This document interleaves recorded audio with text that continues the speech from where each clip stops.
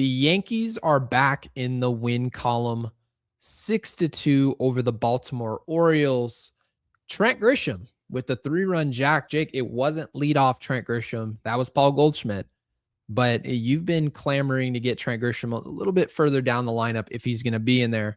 He was down that lineup, and actually not as far as I would have thought. I think he hit 5th, right? Is that right? Yeah. I mean, I wasn't expecting to see him there, but he goes deep. We'll take those. Yeah. He was hitting 6th. I mean, close enough, right? Will Warren goes 5 1/3. We didn't exactly get the length that I know the broadcast discussed. It was clear as day this team needed somewhat of a break in the back of their bullpen. They weren't horrible this past week, but we needed a breather, right? Still 5 1/3, 4 hits, 2 earned runs, 1 walk, and 6 Ks. The pen finished the job, right? Overall, 3 1/3 total, just 2 hits of shutout ball. Cruz, Bird, Tim Mountain, Bednar, they did their jobs. Goldie led this game off with a home run. He really set the tone. And Aaron Judge was on base 4 times. 2 knocks, 2 walks. Always nice to see when we always say, oh, he got on base a bunch of times. And it's not just walking. He also put the bat on the ball. And it's always nice to see Aaron Judge look like Aaron Judge. And of course, guys, we're talking Aaron Boone benching Jazz Chisholm today, who did enter the game late in somewhat of garbage time, but I thought it was well overdue. We talked about it yesterday. It came true today, and I think that Boone probably could read the room and see this guy is not giving us much. We need to hit the reset button. They did that. And the biggest news of all, Jake, it's not even close. Jose Caballero has a finger fracture, meaning, and we kind of knew that something bad was coming. I have a fracture in my heart hearing that. Yeah. When you send someone back to New York, out of town, to get something looked at, it's never good, right? We did the same thing with Garrett Cole. We knew it wasn't good. Yep. He ends up with Tommy John. Caballero, finger fracture. And now the ball has bounced down the road. And guess what, everyone? Mr. Anthony Volpe has been called up to the New York Yankees. And we made our title, is Anthony Volpe primed to reclaim his starting role? I hope that rage baited someone. Jake made the title, but I'm sure it did. And this is well-deserved. Volpe was hitting 205 in AAA. So he was, as we said, he was well-primed to take this job, since I guess nobody else can take the job. So here he is. Welcome back to Yankees Unloaded. I'm Gary Sheffield Jr. That's Jake Ellenbogen, the maker of that Rage Bait title. Be sure to subscribe and join the community in the live comments. Hyping the video below also helps us out a ton, and any and all supers will be read on screen. Jake, what have you just thrown on my screen? It says it's a dark day in Yankees world when Gary busts out the white shirt. This isn't white, actually. I know you can't tell, but this is a beautiful baby blue. Oh, wow. Okay. Yeah, no, I busted out all the stops. Took this off the hanger to come in here. I didn't wear this all day. I literally put the shirt on. That's $100 shirt. I can already tell. It is $100 shirt, but I'm going to take the shirt off and rehang it because I'm not washing it. You're just I'm wearing it for the show, and I'm never wearing it again until the show. My wife insane. She's like, "That's disgusting." I'm like, "I don't sweat when I podcast. It's 68 degrees." Then you're not podcasting hard enough. I sweat. Clearly not, right? No, I'm kidding. But Jake, I feel like we have to kind of go out of order here, and I don't want to make this a negative show because obviously the Yankees have just won. The show it was a great win. It was a great win. The Yankees need a win. I don't care who it was against. You need a win. And when you go out there and you win 90-plus games, most of the wins are against teams like this, where they're not awful, but you see Rodgers on the mound. It's not great. He was insane last year. Insane. Below 2 ERA, and he goes out there and he does that today. They're able to do that to him today. I was really impressed with the at-bats that we saw. I know he's having a rough year, but this is still a guy who had a sub-2 ERA last year. So I really like what I saw. I thought Schumann looked good at the plate. He didn't look good anywhere else, but he looked good at the plate. A walk and a hit. I thought you saw really good things from obviously Paul Goldschmidt, Aaron Judge, and Trent Grisham with the 3-run knock. But Rosario came through on the hustle base hit. But Gary, before anybody forgets, because we're going to talk about Anthony Volpe, but I really wanted to hit on this so nobody forgets this. Okay. Cody Bellinger's hustle kept this entire game in favor of the Yankees. If he doesn't hustle and he doesn't beat it out, they're out of the inning. Right after that, Rosario gets a hit, and I believe, and right after that, Trent Grisham has the 3-run jack. So there you go. It's why guys run down not everybody. It's why I do want a Johnny Hustle, Mr. Manny Machado. Is there anyone on the roster that you would honestly like? Isn't that exactly who you thought would do that? If I could pick out anybody on this roster and I was told only one guy is going to do that in the entire game, I would think it would be Bellinger. Right. That's part of the value that you get because it goes beyond the stats of home run, ribby, hits, runners in scoring position, batting average, right? It goes beyond those numbers because you have to remember when you spend hundreds of millions of dollars on a player, you're not just getting average and ribbies and homers. That's not it, right? People always compare like Bellinger to Juan Soto and then the contract value you get from a Shohei Ohtani. When you invest in players, there have to be some intangibles with the personality.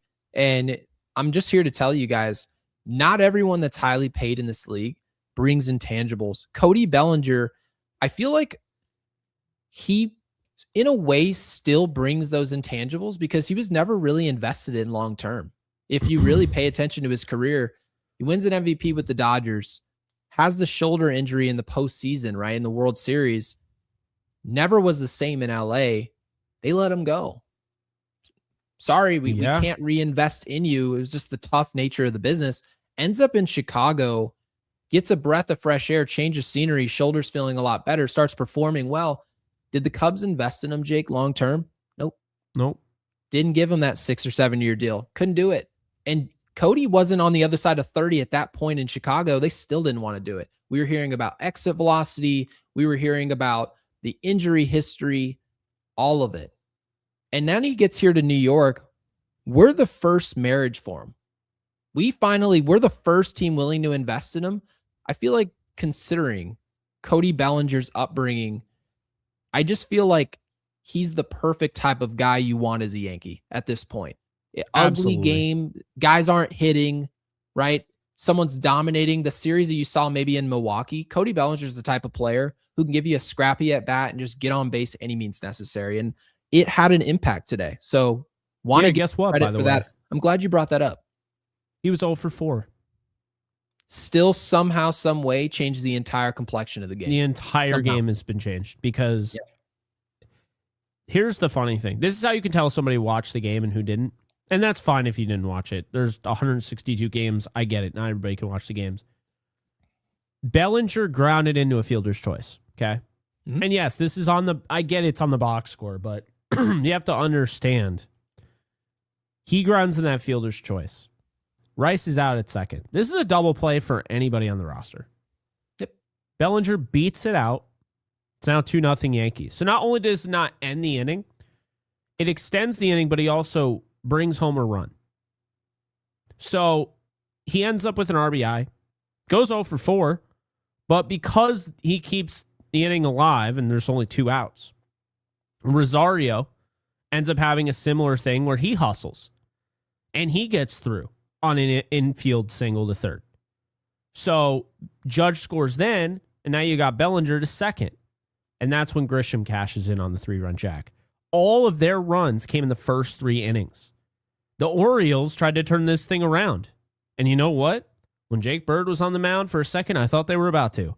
But here's the deal. I was prepared mentally when I saw it. My brain, I'm almost, it's like a callus that I have over my brain. I see certain names come out of the pen. I'm like, oh, Lord.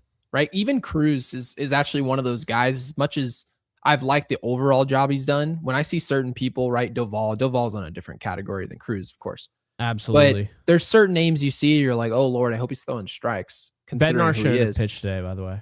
No, Bednar should have pitched, but obviously we don't have too much of a complaint considering the fact and that Jazz they shouldn't have pinch hit win over Ahmed Rosario because Jazz Nope. isn't better than Ahmed Rosario at anything in 2026 except for defense.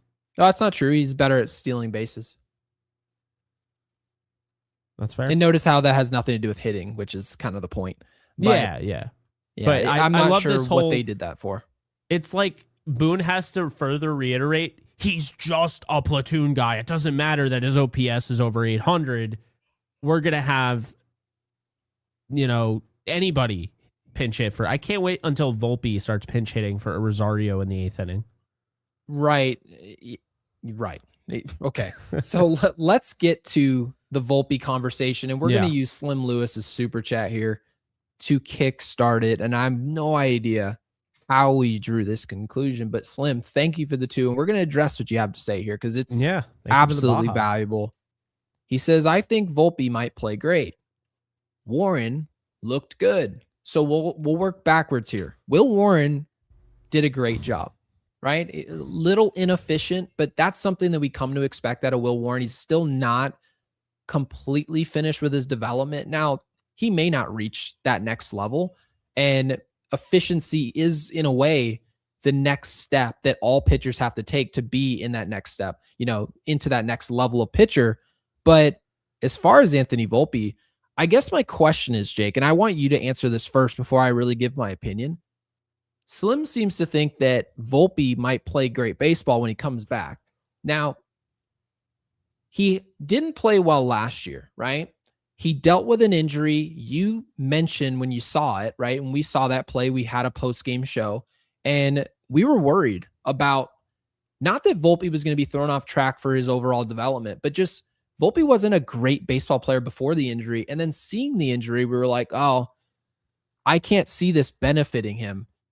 Has there been anything since the injury that would make you feel that Volpe is going to play great baseball upon his return now?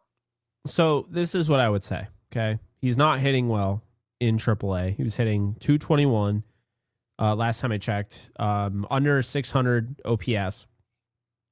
2 things I want to bring up. First thing is that I don't want to be a hypocrite here because I believe, and I've said this multiple times, I believe being in AAA for long periods of time only does harm than it does good. So I don't know if I can take the 221 in AAA as like the end all be all for Anthony Volpe. I think his preparation can be established in AAA, but I think as far as what happens in those games, especially in such a small sample size, it can be a little based on luck. I will admit that. Here's what I'll say though. My dad's actually brought this up multiple times. I know you love to hear what my dad says on this. He doesn't think Anthony Volpe should just be written off. And I understand why he feels that way. He's a 24-year-old who at one point or another, was the face of this franchise in the future, right? That's how they envisioned him. And I guess for his take is like, yeah, he's definitely struggled and all of that. But he has shown in the past there are some things that he's good at. And you've mentioned this, like he's good against left-handed hitting or left-hand pitching. Yes. He's not a terrible base runner, right? So he can steal base. He's not the fastest guy. He can steal bases. And in addition to that, he is not a bad fielder and really didn't look terrible until the injury, as we've pointed out. So just trying to be fair here and play both sides of this.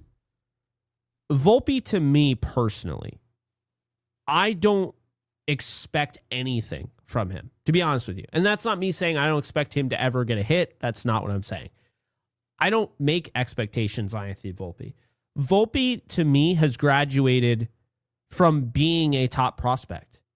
I don't have expectations for Anthony Volpe. It's up to him for him to prove now. Like, he's done with the Spencer Jones allure when he was called up. They had the whole, I don't know if you didn't use Gotham because you don't have Gotham Sports, but if you did, goodness. The day he was playing, because I was at the theme park at Universal, I'm watching on Gotham, and the Gotham app had this giant, poster of Spencer Jones on it before you clicked play. So, like, he's lost that allure. He was taken out of the Yes intro. Okay. He has had the fall from grace. So now it is up to him to be the player he was supposed to be. Because guess what? There's no more, skip, go, and collect 200, right? Like he's who he is right now, and he has to prove differently. So I think in that sense, I understand why my dad feels that way. Me personally, I think Volpe's best position moving forward would be second base. I don't think he's a shortstop in the major leagues. I just don't. I think he's like a below average. I don't think he has the arm. And I think that while he can make some big time plays, and that happened before the injuries, I still always had an issue with his arm, Gary. So yeah, the arm. I think they probably should have realized that before he ever got here. Did it not? Did history not repeat itself? Gleyber Torres, top prospect, kind of disappointing, right? And he had that 1 year, don't get me wrong, but they moved him from shortstop. And the big thing was, oh my God, we have the shortstop of the future. Mm-hmm. And then they moved him to second base. Is that not Volpe's future? It seems like it. But the one thing that Gleyber Torres had going for him that made it feel like not a big deal that he was being moved to second base is the fact that he had the bat. Gleyber Torres hit 37 home runs in that season where he hit about 19 of them against Baltimore, who was literally trying to lose games to stack picks. Now, having said all these things, Gleyber Torres was seen as a player who could be a star offensively. Anthony Volpe, I don't think, not only do a lot of people feel like he's not a great player or deserving to start at shortstop for the Yankees, how many people think that he's not only good enough, but also could reach stardom still, let alone being a starter? I don't think Anthony Volpe's ever going to be a star. Nobody thinks that at this point. Now, Gleyber Torres offensively, there was a point in time, his last year with us, his on base was over 400 in the second half of the season. We still let him go. That's part of the attraction of moving him over to second base and saying, we'll take you out of a premier position because your bat is worth it to have in the lineup.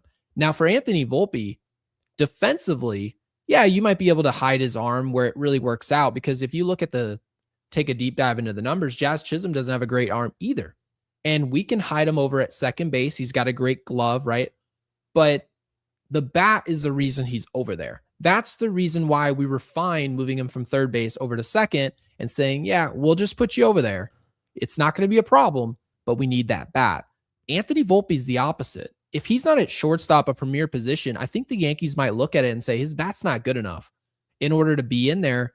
And you guys heard I don't know how many people saw the interview that I saw, but when they asked Boone, how do you expect Volpe to be utilized? He said as the starting shortstop until Cabby's healthy, and then we'll work from there. Meaning he technically, right? We're not sure what to take of it, could win his job back. I don't think there's really much he could do physically to take that job, because I know that he's not playing like Bobby Witt Jr. and Caballero, or he wasn't, but has Anthony Volpe ever done anything for over a two or 3 week stretch that was better than what we just saw from Cabby? I personally don't think so, Jake. So I'm not trying to talk anyone he hasn't. off of thinking that Volpe can be a great player for this team. Technically speaking, anyone could be a good baseball player, but I need to see evidence of why. Why should I invest time and energy into this player on a team that considers themselves to be contenders? I don't think the Yankees believe in him at all. I believe if Caballero just doesn't get hurt, Anthony Volpe never sees the big leagues again. But now, due to injury, he's back on the field, and he does have the physical skill set to do it, but I just don't have any reason to believe it's going to work. So I'm just going to root for him. I want it to go well. I hope I'm covering that it is going well. But the fact of the matter is, we shouldn't even have to really preface statements with that. It goes really without saying that we're rooting for every player that plays for the Yankees. It doesn't mean we have to agree with the decisions that are made. I feel like it's fair. Absolutely. I will tell you, I tweeted out, I don't agree with the call-up of Anthony Volpe. But that said, do I hope he hits 1,000 and has a 2,000 OPS? You bet your ass I do. Yeah. That's what I mean. It's funny because if you don't agree I don't know what just flew in my mouth. If you don't agree with, yeah, it was weird and raunchy. If you don't agree with a player, a decision, whatever, people are just like, oh, you're a hater. Mhm. That's the way it works. Like, You don't like the Yankees. If you I feel mean, like Volpe can't be a good baseball player when he comes back, it's just because you don't like him personally. It's not it. It's so funny. Nonsense. I go through this on the other team I cover. There's a certain running back. I've told you about him, Blake Corum, right? Mhm. I believe Kyron Williams is the better running back. I think he does more. But when Corum has a good run, am I like, oh, damn it, I didn't know. Like, it helps the team. But then, of course, you have the people that are like, oh, how'd you feel about that run? Oh, he's better. You're like, it's like, dude. Wait, so you didn't growl today when you saw Trent Grisham hit a 3-run jack for your favorite baseball team? You didn't audibly growl? I was happy. I was like, oh, sick, a 3-run shot. That actually gets, believe it or not, even the Trent Grisham haters, right? Mm-hmm. That still gets tacked on to their favorite sports team's run total. Can you imagine that, though, if it didn't? Like, oh, well, you hate him. So in your fantasy and your little reality, like we live in an alternate universe, it's like if you hate Trent Grisham, and I don't hate Trent Grisham, but people would assume I do. It's just funny. It's like this assumption where if you hate a player, all of a sudden it's like, oh, well, you're living in the reality where you hate that player, so anything they do is nullified. So in my world, the Yankees lost tonight. Yeah. Like for me personally, I feel like Jazz Chisholm is my least favorite player to have watched play for this team in a long time. And if he hit 2 grand slams tomorrow, I'd be jumping up and down at my house. Yeah. And my family be wondering what the hell is going on. But the reality is I don't care who's playing for this team. Anthony Volpe, I believe, is going to start tomorrow. I mean, you just saw kind of what happened at shortstop today. I would imagine Volpe, they're going to put him out there to essentially just be a glove, and anything he does offensively is just gravy at that point. They hope he hits 225 plus. And if he does that, it's a win. Feels his position. He knows where to be. He made a lot of mental mistakes, physical mistakes at the minor league level. That's what they're hoping for. Volpe could hit 2 grand slams tomorrow, and I'm happy. But that's just the world we live in with social media, where people would rather be right and win arguments than watch their favorite team win baseball games. So we all hope we're wrong. Majority of us. Slim obviously thinks this can go the other way, and I'm perfectly fine with that. And Jake, by the way, I wanted to put this live chat. It's not a super, but I thought this Jackson did a really good job of bringing his opinion to the forefront here. And yeah, now I don't agree with this, right? But I do have an angle here that I want to make a point in defense of Anthony Volpe. I actually do agree with it, believe it or not. Which like, is he perfectly fine. Blame, don't get me wrong, but like I feel bad for him. His development was screwed. I think throwing him out there injured really messed him up mechanically and mentally. But I want to hear what you were going to say. I don't mean to cut you off. No, you're good. So Jackson feels bad for him. I also feel bad for Anthony Volpe. Now, here's where I believe Anthony Volpe's development was screwed. I think we have the timing wrong, right? Mm-hmm. When he's talking about they played him through injury, right? Mechanically and mentally, that wasn't good. Yeah, right. No. That's just not good for any player. The only players who really physically can play through injuries are experienced veterans that are in the upper echelon of talent. They can overcome it, right? LeBron James, Michael Jordan, Scottie Pippen, they've all played with injuries and they can find ways to play through them because they have the experience to do so. Yes. How old did you say Anthony Volpe was? You said he was 24, correct? Yes. He's 24 now. He wasn't 24 then. He's 23. He was 22 the year before that. So it's like you can go on the seasons into his rookie season. He's 21 years old. This is a young baseball player. Now, having said all these things, I believe the development was screwed when he came up and was hitting about 195 and the Yankees said, we're going to play him through it anyway. We're going to let him do the Derek Jeter where you're going to go out and make a lot of physical mistakes in the field, and we're just going to put the bat on the back burner and he'll learn on the fly. It's a mistake. And you can't even, it honestly can't even be overstated how bad it was for his personal confidence to leave a player out there to be a designated glove and a Gold Glover who couldn't pull his weight offensively and not do something about it. Now, mind you, That's not me to say that Anthony Volpe, if he was sent down, it would have worked out, but it was his only chance. It was never going to work this way where you just let him get beat down by the AL East and you just expect him one day, it's some type of swing adjustment is just going to click when you really had no evidence that any other prospects were panning out. Ben Rice hadn't panned out yet, right? None of these prospects had really panned out. Anthony Volpe was trying to be the first since Aaron Judge.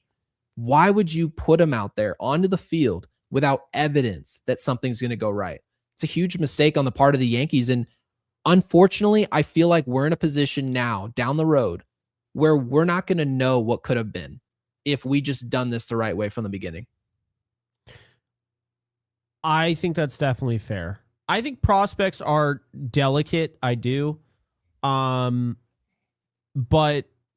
man, it's one of those things like where I have a hard time because it's like with Anthony Volpe, I'm not going to have revisionist history here. I know where I stood. I believed in keeping him up when he was struggling because I mean, I'm a little bit different. Like I know it's funny because the quarterback for my team is going to be sitting for maybe 6 years, but you're talking about Ty Simpson. Yeah, but like for me, Gary, I'm the type of guy, just throw him right in the fire. Because the best way they can learn is to actually play.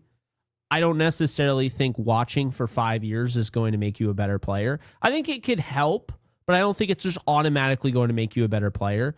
And I think with Anthony Volpe, obviously he'd still be playing. We're not doing that whole thing like I talked about yesterday where it's like, oh, well, he's in the minor league, so all the wear and tear isn't existent. Jake, you've been pretty consistent on this, though, because I want to really back your point that you're making. Mm-hmm. You said that George Lombard Jr. should be given some burn. Now, a lot of people are like, well, he's not ready, right? The Yankees would have told us he was ready if he was ready. So we're essentially going to take the quality parts of his game, which is finished product, the glove, right? The glove, the arm, the tools. But the bat, he's starting to hit. He's slowed down at AAA level. And we're sort of waiting for him to catch back up offensively, and then they want to make the move. But you said, I would bring him up here and see if we can complete the development at the big league level. So I personally wouldn't do it, and I mentioned that. But I feel like if you're going to have an argument to do that, your argument would be the same on Volpe, and I feel like your argument has been the same. You thought he could finish his development at the big leagues, and unfortunately for him, it didn't work. I apologize for my stuttering. I was trying to have my thought process, and then T-Money drops that the Ducks tied it with 3 minutes left. I thought the game was over. I thought we already won. So, oh, you're talking about the Vegas Golden Knights. Yeah, now it's tied. Oh, so they totally blew it. Yeah, it's literally they're either gonna lose in the last minute or it's gonna go to overtime, and who knows, they might lose then. But yeah, it's Golden funny. Knights unloaded. Dude, it's so funny to me how you'll be perfect. Like, dude, I was so prepared for that. And then all of a sudden I started because I saw T-Money's comment, and I'm a Golden Knights fan, and seeing Ducks had just tied it with 3 minutes left.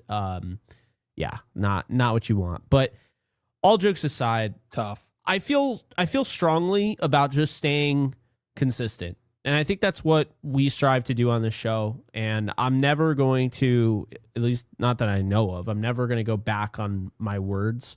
I might, admit when I'm wrong. I'll definitely admit when I'm wrong. But it's one of those things like I don't want to have that revisionist BS where it's like, I know in my heart of hearts that when they called up Anthony Volpe, like I was hyped about it, but I was also cautiously optimistic.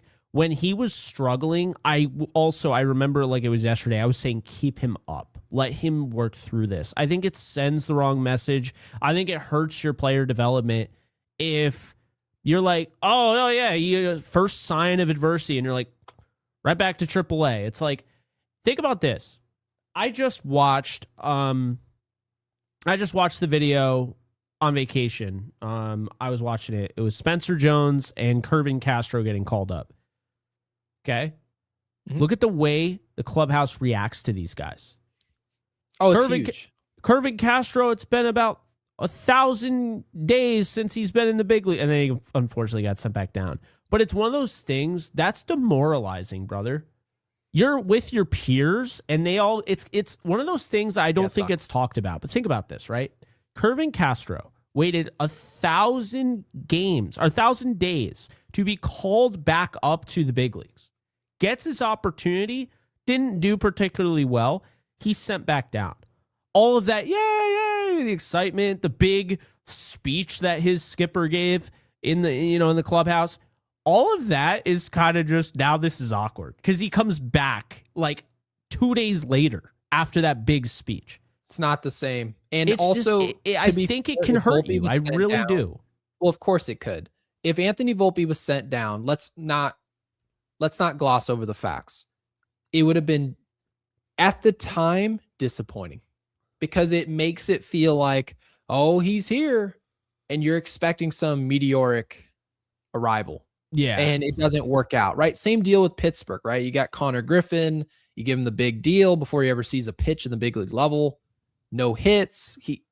You're going to give him that contract. He's our future. We know that for certain. You've shown it to us. You've paid for it. I think that was a terrible way, by the way. Terrible. Because you don't want to call up a prospect. If he gets sent down. What's that? But you don't want to call up a prospect and be like, you are our savior. Okay?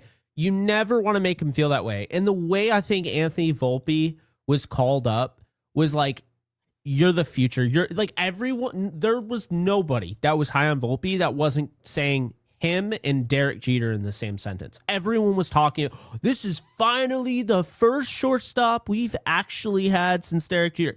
Like, I think that there was a lot of pressure. And again, sure, I've been hard on Volpe. So I'm not sitting here and like, this is my favorite player and I'm defending him tooth and nail. But I'm just trying to be honest here.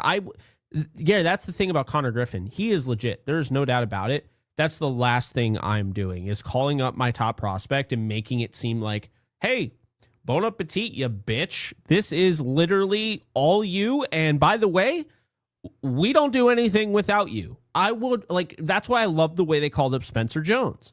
I know it hasn't worked out maybe the way I was hoping for. You got to be patient. And honestly, after further review, I think not playing him today against a lefty actually made a lot of sense. He should play tomorrow. But the point being, Spencer Jones comes up as a complementary piece, okay? He doesn't come up as, I'm going to fix everything.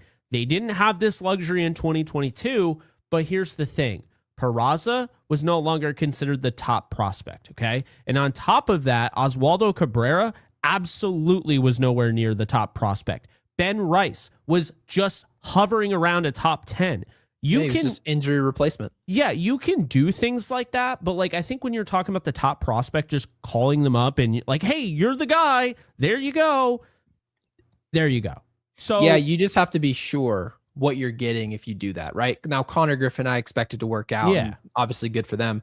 But when you make the whole, oh, this is the kid, and you've been talking about it for 2 or 3 years, you can see the level of pressure. Like, for example, there's people who think that Jason Dominguez is a bust because it's seeming more likely by the day that based on his skill set, he's probably going to be like some high contact. Like I actually said that he could end up like Melky Cabrera, and there were people who clutched their pearls about it. Like that was a disappointment.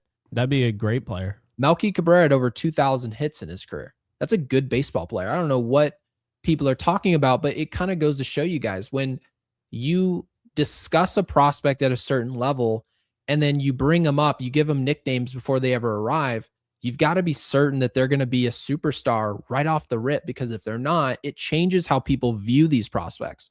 Like, for example, I see it in the comments. There's people who think that Spencer Jones could possibly be a bust when he hasn't played any baseball, just hasn't played any ball at all. Part of the reason for this is because you create unnecessary expectations, and you have to remember they just have to be better baseball players over a large sample size than the guy they're replacing. Then they're a good prospect. And if you thought they were going to be a star and that's all it could end up being, well, then that's just not a realistic expectation of prospects. Spencer Jones was not number 1 on baseball's rankings. He wasn't number 10. He wasn't number 12. He wasn't any of those. So, and that could be for a reason. So I just want to have a more realistic expectation for what these prospects are. They're to be utilized as complements to the roster that should already be good when they show up. If your team sucks and you're waiting for somebody just like we did with Anthony Volpe. Oh, we've got Isaiah Kiner-Falefa.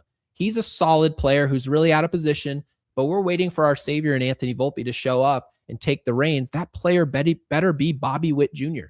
And if it's not, you shouldn't be waiting on him in the first place. So that in my opinion was just done to the disservice of Anthony Volpe and his development. And they treated him like he was Ken Griffey Jr. and one of these blue chippers. He's not a blue chip player. He has a weak arm. He has a solid glove, and his hit tool needs to be developed. He's not there. So wish him the best. We're going to see him tomorrow, more than likely. I mean, I'd bet my last dollar Anthony Volpe's starting in tomorrow's game, given what we saw at shortstop today. But yeah. Can I throw something at you? Yeah, absolutely. Go ahead. So, because I was just curious about Aaron Judge, his first year. So I pulled up the game logs, and Spencer Jones is a bust through 4 games, right? That's what they're telling us. Obviously, just yeah, right? I would just say it's a minority of Yankees fans, highly doubt majority, believe that Spencer Jones at this point could be even considered one. So Aaron Judge proves he's a bust because Aaron Judge hit 357, 438 on base percentage, 857 slugging, and nearly a 1,300 OPS in his first 4 games. So clearly, Spencer Jones didn't do that. But you know what Aaron Judge did from games 5 to 27? What did he do? Never hit another home run because he had 2 home runs in the first 4 games. He hit 143, 228 on base, 243 slugging, a 471 OPS, and he struck out 38 times. Only had 10 hits.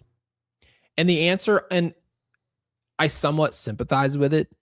People will say, well, Spencer Jones isn't Aaron Judge. So obviously the coverage should be different. And I think that's true.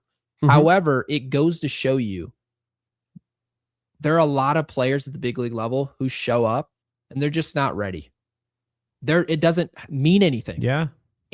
Aaron Judge wasn't any good when he first showed up to the big leagues. That didn't mean anything.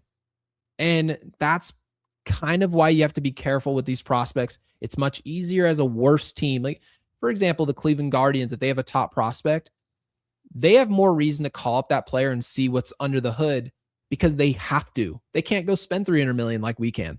We can technically bring up Spencer Jones, say, well, he played 14 games and we ended up sending him back down. He never gets called back up. We throw Grish, we throw Bellinger, we throw Judge out there. Dominguez gets back healthy. He's back on the team. We never see Jones again. That can happen here in New York. Wouldn't happen with another organization because Spencer Jones wouldn't have as much talent in front of him. So tough situation being one of these prospects. Spencer Jones could be a bust. We can't possibly know that after playing every other day, DHing one day, being in the field another. This isn't a way to assess a prospect. So let's be a little bit more patient. And Alex says Aaron Judge was just unlucky when he put those stats up. And then our guy at W. What does that Judge sound also like? had that horrible stance that he corrected. Aaron Judge has changed his stance actually quite a bit. Yeah, Spencer Jones, and we talked about this. I know, mainly because Joe Girardi brought it up. You can't be in that crouch for that long. It's way too uncomfortable. It has nothing to do with his knees. Like his knees aren't going to be able to take it. No, I don't care about that. Way too uncomfortable when batting stances, as we talked about. The entire point is you do all that, gobbledygook or whatever the hell you want to call it, just to get yourself in the right position at the right time. That is the entire point of a batting stance, the entire point of a pitching motion. When we're younger, we think, when they go over the head, that means that's how they're cranking the fastball. No, it's not. It's not. But when you watch, when you used to play MLB High Heat, I'm sure you thought this is he's powering up his throw. Has nothing to do with it. Garrett Cole actually, matter of fact, to even prove the point, Garrett Cole added that to his motion. And you'd think, he had Tommy John. He must have put it over his head because he must be thinking this is taking some wear and tear. He must have identified something in his mechanics that makes that the move. You know what his answer was? Oh, no, I just played around with it. I just like doing it. Yeah. That was it. And they also mentioned Hey, Garrett Cole, who's your favorite player? I've said this a million times on our podcast, but I'll say it again for those of you who are new. They asked Garrett Cole, who's your favorite Yankee to watch? Like, who on the mound was like really someone that you looked up to? And he said Masahiro Tanaka. I'm like, what? You're a power arm. And mind you, like, we love Tanaka on this podcast. So it's not a bad pick. But that's not what I was expecting. I was expecting some answer of like a flamethrower that he looked up to because that's his build. No, he said Tanaka because he can repeat his mechanics. And that's what he cares about. So that's what we're looking for from Spencer Jones. You need to be the type of guy, if you want to stand with your foot in the other batter's box, do it. If you want to crouch, do it. But with the pitch count, and that's something Girardi brought up, Jake, I'm glad you said it because I didn't catch that. You have to be able to consistently get in position to hit. If you don't, it looks like first half Gleyber Torres, right? And then they got rid of the leg kick and it gets more consistent and you get on base at a 400 clip. So toe tap Gleyber was just different. Toe tap Gleyber Torres was a mainstay for the Yankees, and we did give up on him. So yeah, unfortunate. Spirit of 17 says this isn't the NFL. See, I initially thought this was like, all right, stop bringing up your NFL stuff. This is not the NFL podcast. But no, this is a great point. This isn't the NFL where it's obvious whether or not you're productive after 1 or 2 seasons. It can take 4 or 5 years to see real production. It's just the nature of this game. I will say in the NFL, even some of those players, it takes longer than 1 to 2 seasons. But the point is absolutely made here. We saw guys like Robert Griffin III and Colin Kaepernick, and I don't know why those are guys that always stand out to me, but like Andrew Luck, like right away you're like, oh, okay. Justin Jefferson, you realized, yeah, he's a lot better than where he was drafted.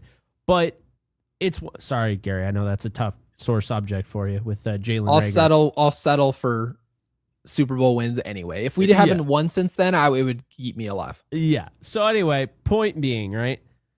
Those guys you knew kind of right away that they were a little bit different. Maybe it doesn't last forever, but you know that they're different, right? You watched Todd Gurley his rookie year, Aaron Donald, you knew they were different. J.J. Watt, different. T.J. Watt, different. With baseball, this happens, but it's like Mike Trout. It doesn't happen often. Mike Trout, Yasiel Puig, like there's some dudes who just show up on the scene. And you're like, oh, yeah, Paul Skeens.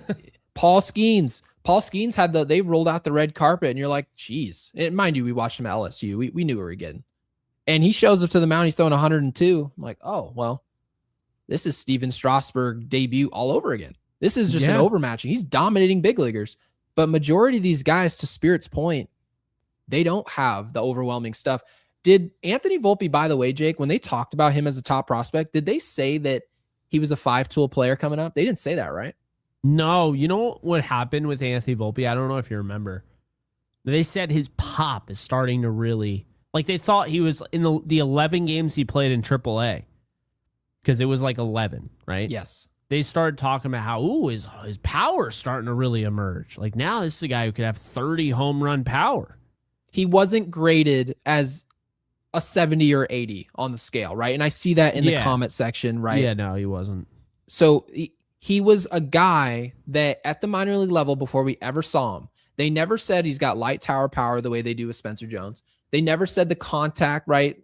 Like Dax Kilby, they didn't say the contact was a high grade. They didn't say that either. He was just an all-around player that they expected to make an impact. That was all it was. The speed also wasn't an 80. None of it was.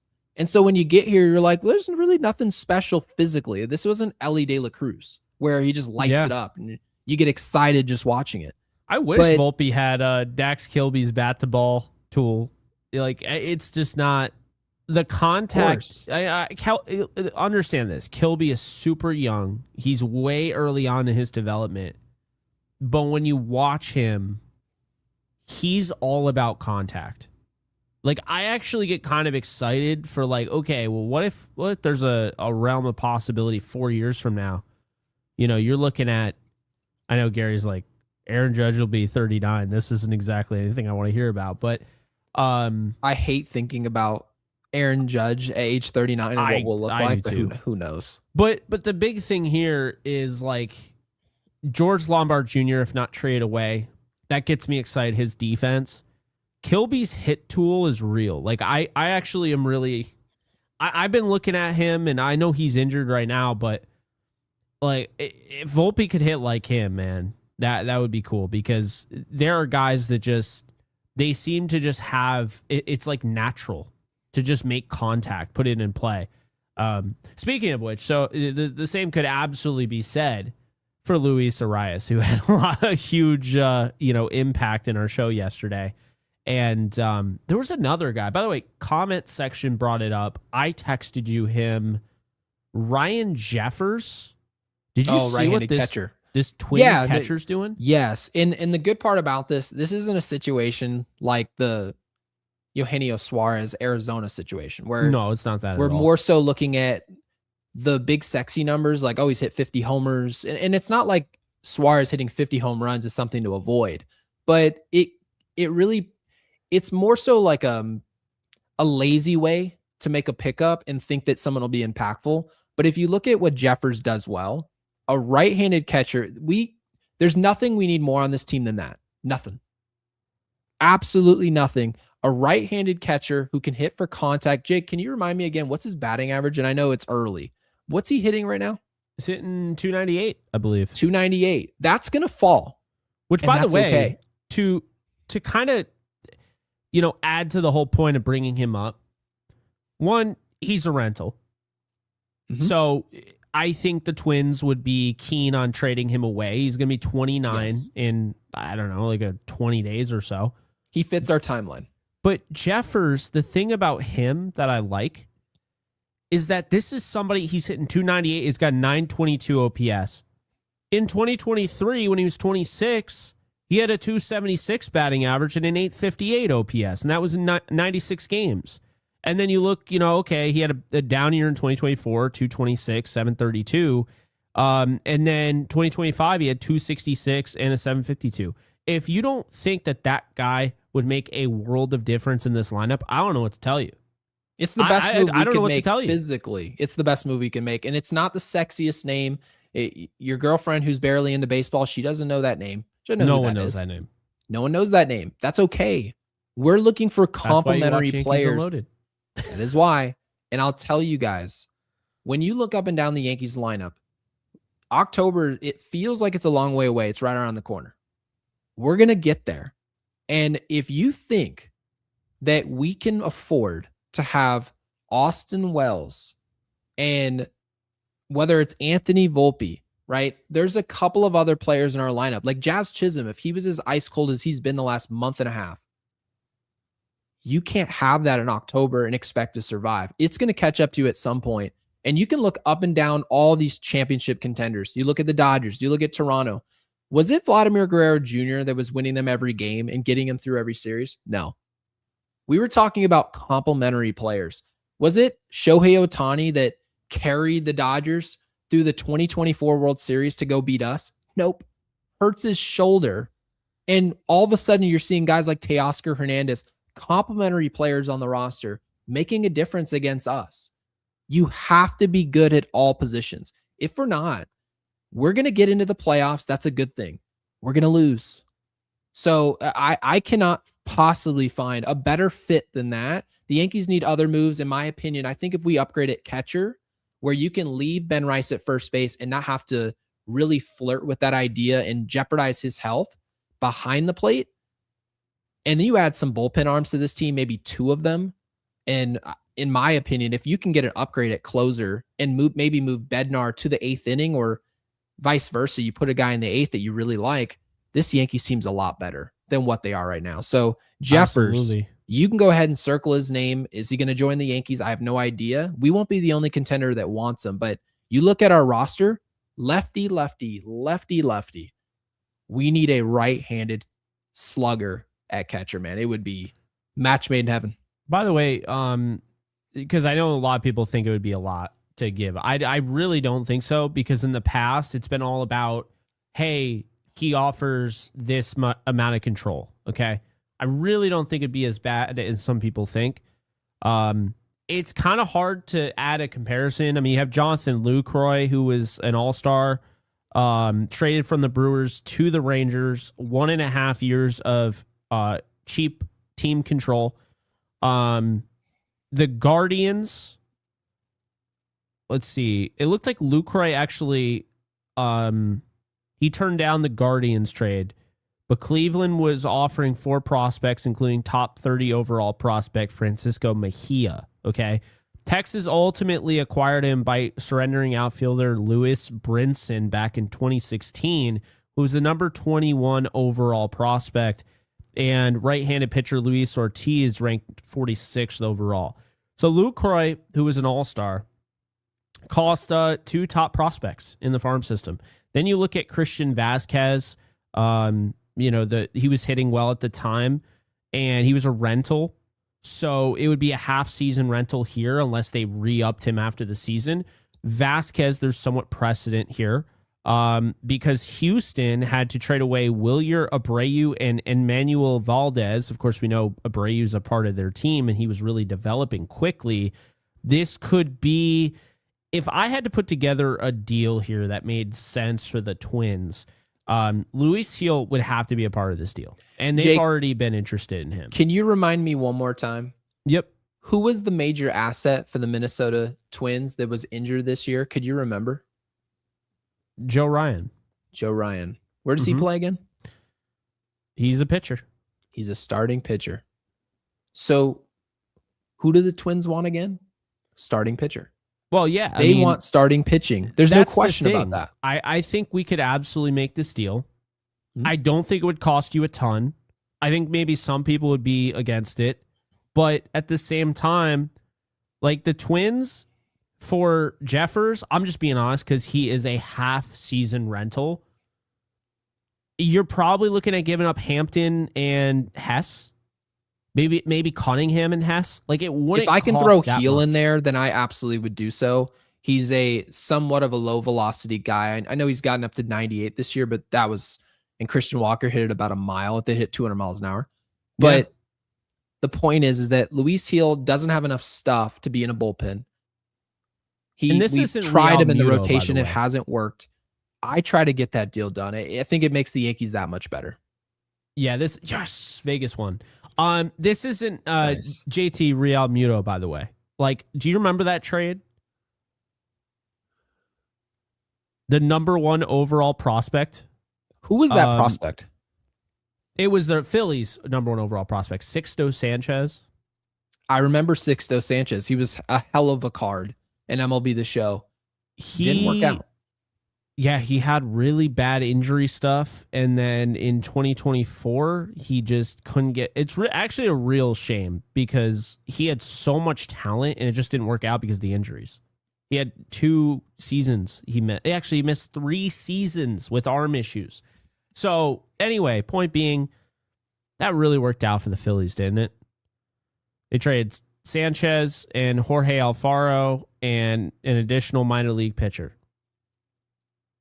All you know from that is Sixto Sanchez because of how high of a prospect he was, not by what he did, and JT Real Muto. So prospects that worked out. Still a risk. And by the way, Spirit says the question will be if the front office is willing to pull the trigger on a rental guy who will demand a contract the next season. Well, didn't we watch that happen? I know it's Juan Soto and there's a difference there, but the Yankees have shown they like to make moves that they don't have to invest too much in it. And what helps you invest less? A player who has less control. It's always nice to say we've got control of a guy, but if there's not that as a part of the deal, hey, you don't have a ton of control. Well, great. I can give you less prospects. There you go. Mm-hmm. That's something that Brian Cashman is excited about. That's an opportunity. And Brian Cashman's an opportunist. He's not the most aggressive GM. We know that. He's an opportunist. And this could be an opportunity for him to make this team a lot better and use circumstances to do so. And my favorite super chatter, by the way. Actually, I skipped Guy. I'm sorry. Jeez. I know Guy, you like him, but good thank Lord. You for the 2. Says Grish home run, but Jones later catches both hits easily. Oh, yeah. No, absolutely. Grisham has lost a step in the outfield. I think today couldn't have showed that any more obvious. But it's a little surprising, by the way. I don't know where it came from. You can't tell me that freaking hamstring is still bothering him. It isn't. No. So honestly, he's just declining athletically. It's at what weird. age? 28? He doesn't look 28. So, and I know you've brought this up. You're like, yeah, he doesn't look 28. Like, all right, maybe he's 32. That I don't know how. If the shoe they fits, say he's 28, right? but Grish doesn't. He doesn't look 28. He looks like a 28-year-old looked in like 1962. He looks like Michael Oher in The Blind Side around all of his. He's just way older looking than everyone else. Yeah, they can never get the right actors for those. But Guy, really appreciate the super, and my favorite super chatter, Mr. Dix, enormous. Thank you for the 5. Pause. Says, guess who? 221 batting average, 15 for 68 with a homer and 8 ribbies of 570 ops. I'll give you a hint. Noodle arm. I already know who that is. That is Mr. Anthony Volpe. He says there has to be a better option. We are doing this. So Mr. Enormous here brings up a point that Michael K talked about. He talked about this last year before the Yankees had ever acquired Jose Caballero from the Rays. You can't just complain that there's a problem and say that they shouldn't go this direction. You have to point to which direction it has to go to. You have to tell me, if not Volpe, who? And right now, if you look at our roster, they don't really have a player who can play shortstop. And yeah, we're not going to get anything offensively from short, but there's not really anyone else who can give us any better right now. I mean, you can try it if you want to, but Ahmed Rosario played a poor third base. He's played poor defensively. You're going to put him at shortstop for the next 10 days that Cabby's dealing with the finger fracture? I don't think so. So I understand the frustration. I didn't want to see this either. I'm rooting for him, but Anthony Volpe's kind of just going to go out there to be a glove. And if he surprises us with the bat, then awesome. So that's the way I see it, Jake.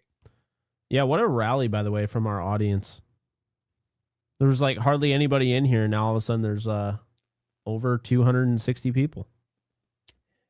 They are waiting for it to be 1 a.m. Eastern, basically.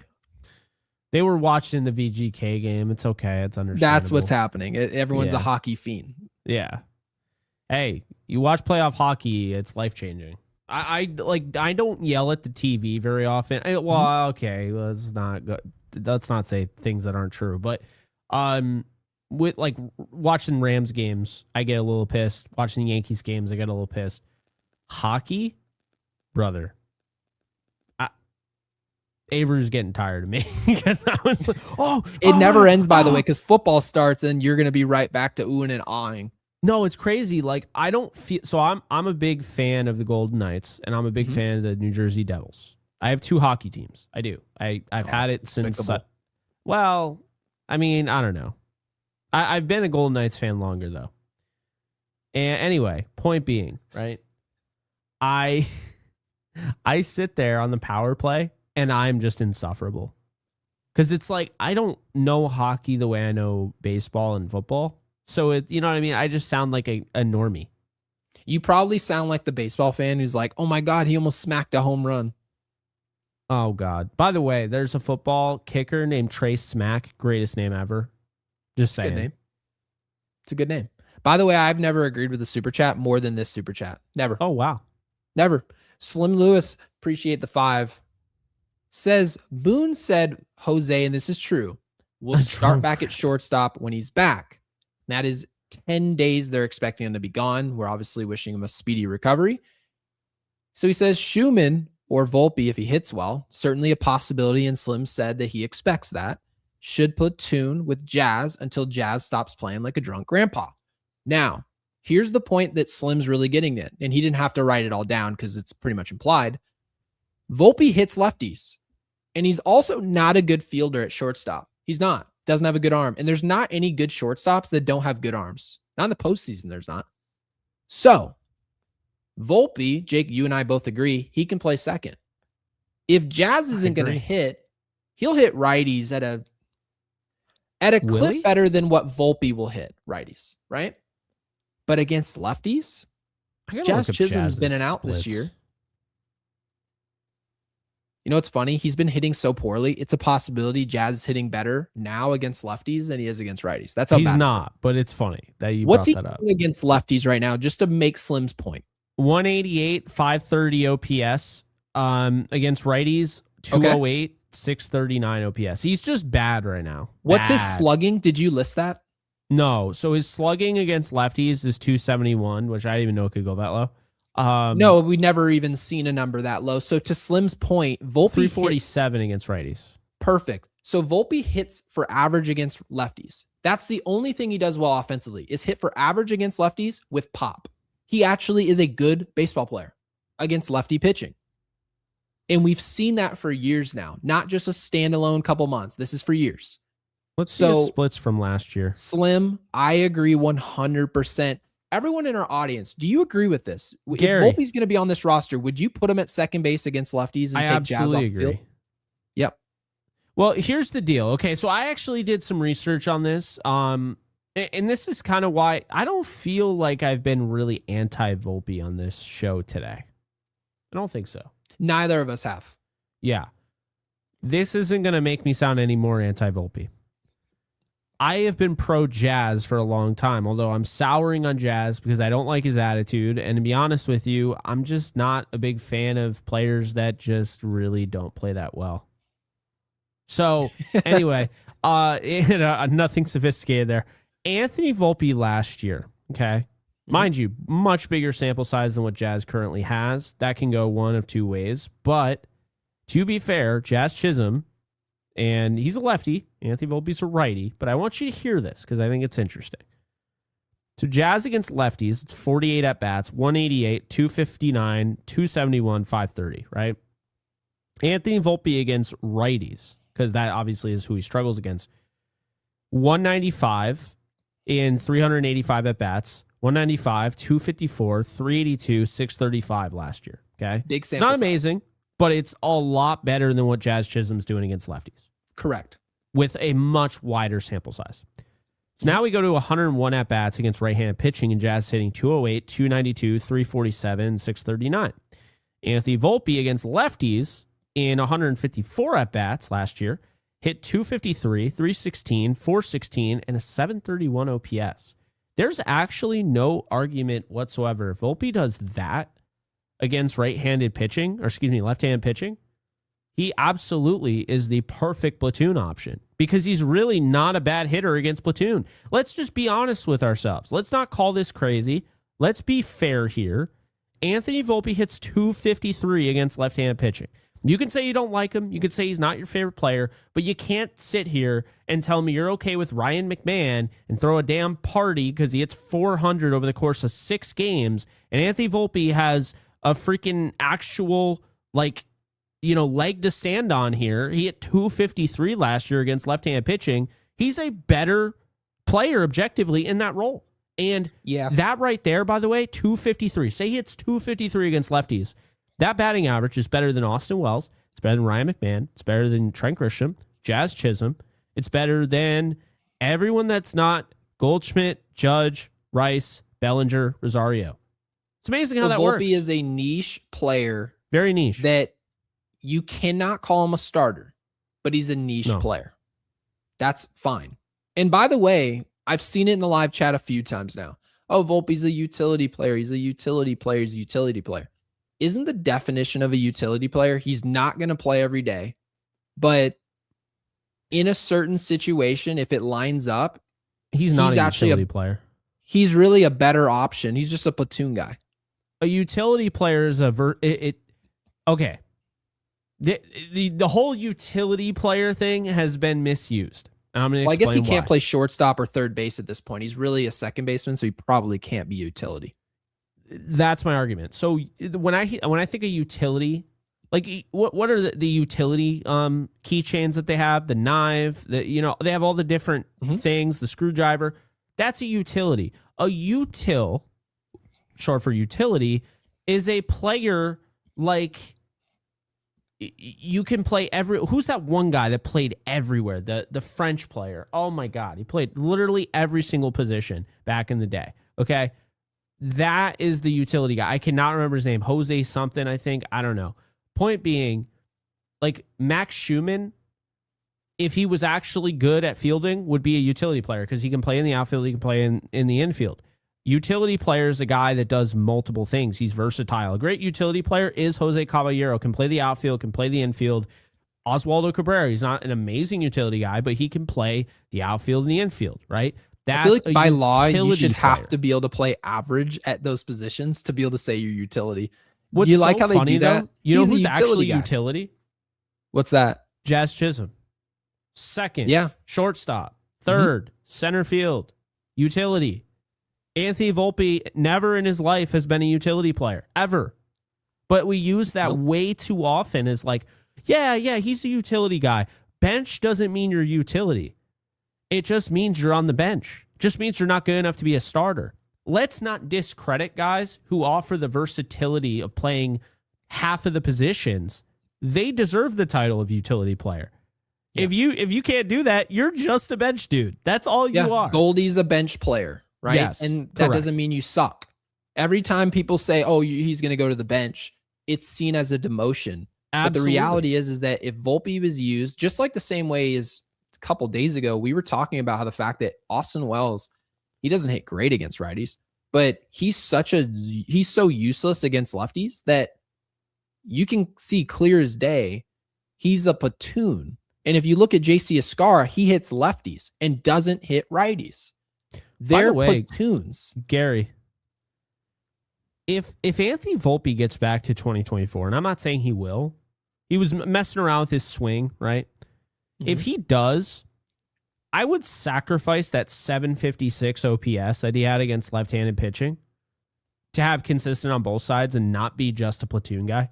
Because he hit 242 and a 656 OPS against right-handed, and he hit 246 and a 660 against left-handed. And I think people forget that. He became a platoon player last year. That's when it started to really... I'm not understanding the numbers that you just read. So in 2024, you said he hit what? Against the right-handed pitching, he hit 242. Well, how's that possible? Because he hit 200. In 2025. What did he hit overall in 2025? 2025, he hit 195 against righty and 253 against lefty. In 2024, he hit 242 against righty, 246 against lefty. And in 2023, he hit 198 against righty and 248 against lefty. The constant here is he's always hitting above 240 against left-handed pitching. But what we saw in 2024 when he flattened out his swing is he actually was pretty consistent against right-handed pitching based on his metric. I'm not calling him a great hitter. I'm not saying that. But I am saying, Gary, I would sacrifice the 756 OPS he had in 2025 against left-handed to just have a consistent output. If I get 240 out of Anthony Volpe, I don't need some crazy slugging. But those days are over. He already knows. No, you're absolutely right. We've been asking for that forever. Like, we've been asking for that for 3 years. Oh, if you can just sacrifice the power and the need for power. We actually said that about a player who's a starter this year in Jazz Chisholm. Well, not for years, Gary. In 2024, he hit 243.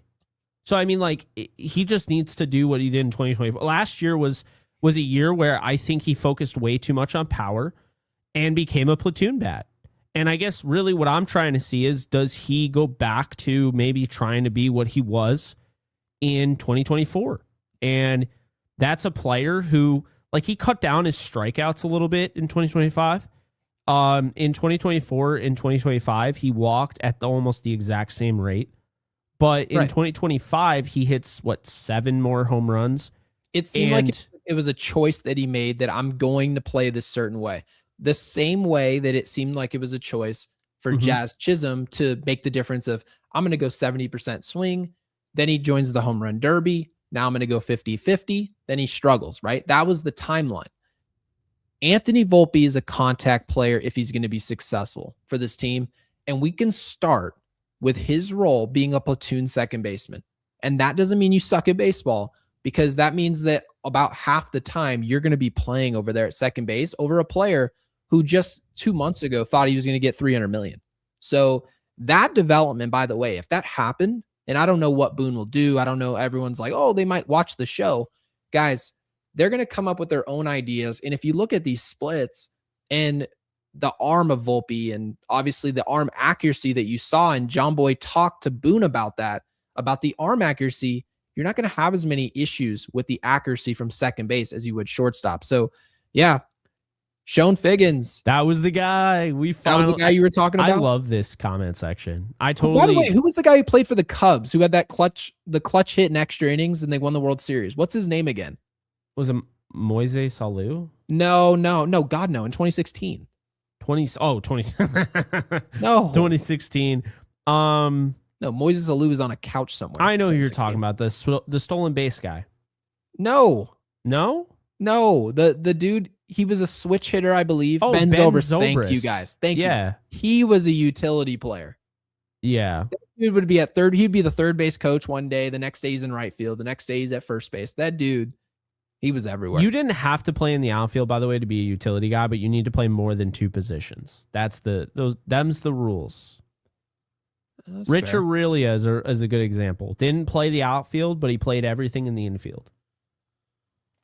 I love those utility guys, man. When you all of a sudden you look up and when you see him, you're always pissed because it's like Aaron Judge he hasn't made his way out to right field. He's actually come out of this game and you see the utility player. You're like, I just want to punch him. Yeah, no, I know. But even though they're like incredibly utility valuable baseball players. Is Sean Figgins maybe, I don't know. He's one of the best utilities I think I've seen in my lifetime. Marwin Gonzalez is definitely up there because he could play everything under the sun except for catcher. Marwin Gonzalez also is a postseason player too, so hell of a player. Yeah, no, I mean, that's the thing. Those guys need to be put in a different tier. You can't be like, Ben, whatever. Sean Figgins, he's not great. He sucked. He was nothing like Barry Bonds. It's like, well, I'm not comparing those two. They're completely different players. So it's like, you know what it really is? It's like comparing a special teamer in the NFL to like the starting quarterback. Like it's ridiculous. They honestly don't even play the same sport. It's actually kind of barbaric that the quarterback and the punter are on the same team, but they are. Yeah, I mean, special teams is a whole. The Gunners, the Vipers, the freaking personal protector. I mean, it's ridiculous how much goes on to special teams. Football fans love special teams, and me as a major football fan, there's nothing less that I want to watch than some 140-pound scrawny kid kick a football and change the entire complexion of a game. I don't want to see it. Bunch of men who are 6'10", 295 pounds, pure muscle, 2% body fat. They're just slamming into each other all day. And then some skinny kicker comes out and kicks the ball and you lose. Ridiculous. Hey, skinny kicker. You're not talking about the thicker kicker. That's my kicker. The thicker kicker. Is he what is he? Harrison Mevis? You've never seen him? No. He looks like he ate our previous kicker. I don't get it, man. I don't understand how you can be out of shape as a professional athlete. You have one job. He can go out there and kick once and pull his groin. He's out of shape. He's like 6'5", 240 pounds. And then but then our punter, Ethan Evans, he literally squats 500 pounds, so that's all muscle. He's 6'4", like 240 pounds. That's crazy, man. I know. I don't know what it is, but Andrew just asked me, said, Gary, how are you handling the hot temperatures here in Arizona the last week? I work outside in it. Well, I became a podcaster and I'm indoors. That's how I dealt with it. Hey, the summer is horrible, but there's always something to complain about. I love it here, man. It's the best. I've been telling Jake to come to the light, but he's a New York guy through and through. It's all fair. Yeah, I know. But hey, our podcasts, that would be cool if we ever made that work. It would be great because then we'd be one of those podcasts where we just have a big room and then we'd be way backed off and you wouldn't be able to see how tired I was looking at my eyes. Dude, did you see that one comment yesterday? Someone was like, no. Why does Gary always look pissed off? Oh, did you see my reply? No. I replied to that one. I said, because I am. That's why. No, at that time when he left that comment of why does Gary look so pissed off, that was the beginning of the show. Do you remember how livid I was? Oh, yeah. Yeah, I was pissed. And by the way, that's what makes podcasting fun. There's nothing worse than when people can't show emotion when they're doing this. Like, I don't know, live a little. Show some emotion. We're always going to be pissed because we fight with our what is it? Our setup. our technology. Nothing's ever working. It's true. I mean, what can go wrong will go wrong. I don't know. But be Peter, friend, we appreciate you with the broccoli. Need right-handed catcher, yes, but need bullpen help even more, or at least as much as. So I have a different take on this. If I'm told from Brian Cashman, you're in charge, but you only get to make 2 moves, do you know I would actually not go after bullpen?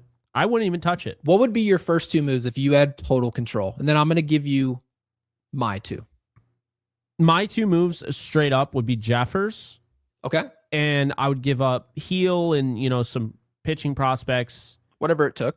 Yeah. And then I would also go after another guy who's in a contract year, and that's Luis Arias. And I think if you get those 2 players, this team is 100% winning the World Series. 100%. I would have no doubt in my mind if they acquired 2 guys hitting around 300, you put them in the lineup with Judge, Rice, Goldschmidt, Bellinger, Stanton at some point, Rosario, whether he's a bench player or not, just a lot of really good hitters. Right. I feel, and then Caballero, I'd feel really good about where we're at. Here are my moves in order of importance. And I think it's clear as day. We get nothing out of catcher. And if you pay attention to what our bullpens look like, there's been times where at the beginning of the season, we were getting a lot out of our bullpen. A lot. Yeah. Underrated group. No one wanted to talk about how good they were playing. Nobody. Because we knew it wasn't going to last the whole season, right? That was the obvious. The levee was going to break at some point. And it's starting to crack a little bit at this point.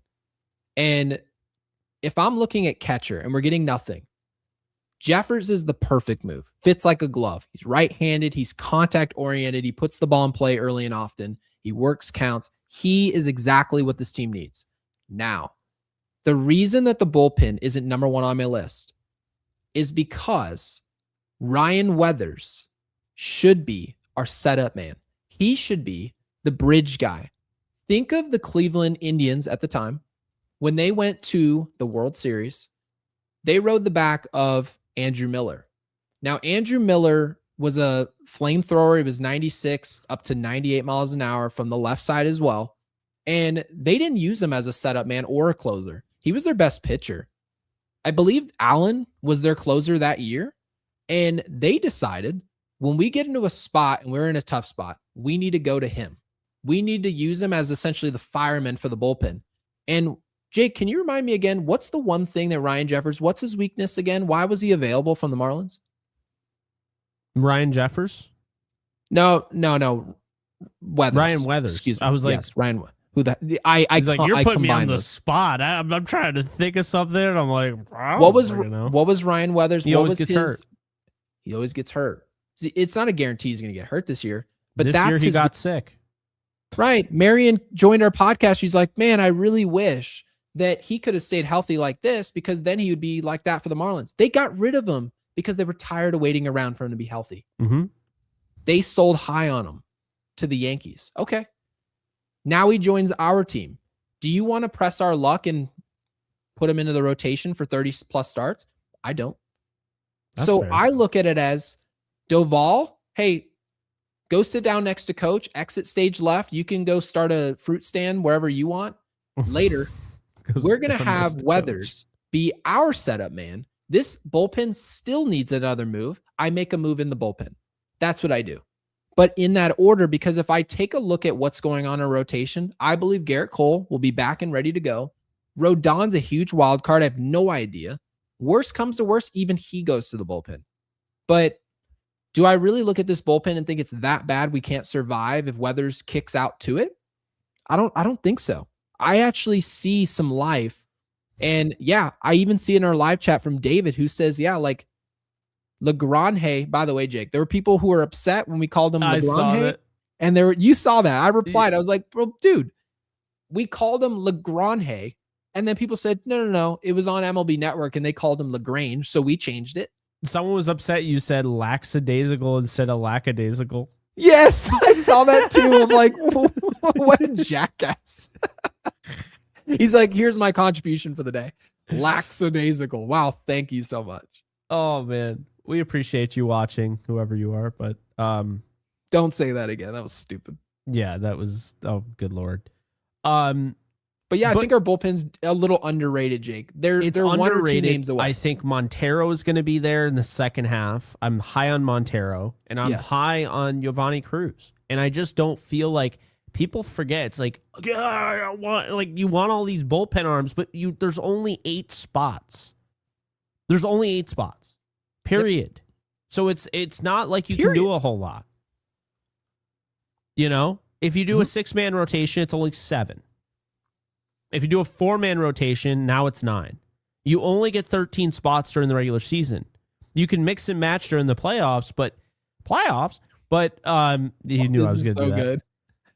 B. Peter friend, thank you for the 5 and all your support. We really appreciate it. Brendan says Phonics unloaded. Oh my! I learned to read, God. by the way. That is amazing. All the reading you guys see, or when I call him, you don't Ryan even have to Jeffers. go to school. School's about daycare. It's not really about learning. Yeah, you just go on Yankees Unloaded and you just podcast and you talk about the Yankees and people tell you how to speak. Yeah, this is actually really true. I mean, I can't believe how many times. And you know what's so funny is I've never seen this. I do a Ram show with Alexis, my other co-host, and I'm convinced at this point. I've called her out on this. I'm convinced she said that she says things inaccurately on purpose. Like, I'm convinced. Oh, to rage bait your audience? I don't know. I think she just probably me, right? Because she'll be like, instead of Travis Etienne, she'll say Etienne. Like, it's stuff like that where I'm like, no. You know this. You absolutely know this. Do people say it in the comments? Does it bother people? They don't even respond the way they respond to you. Thesaurus Unloaded. Oh my God, dude. This shit's so funny. It's like, I mean, here's the thing, right?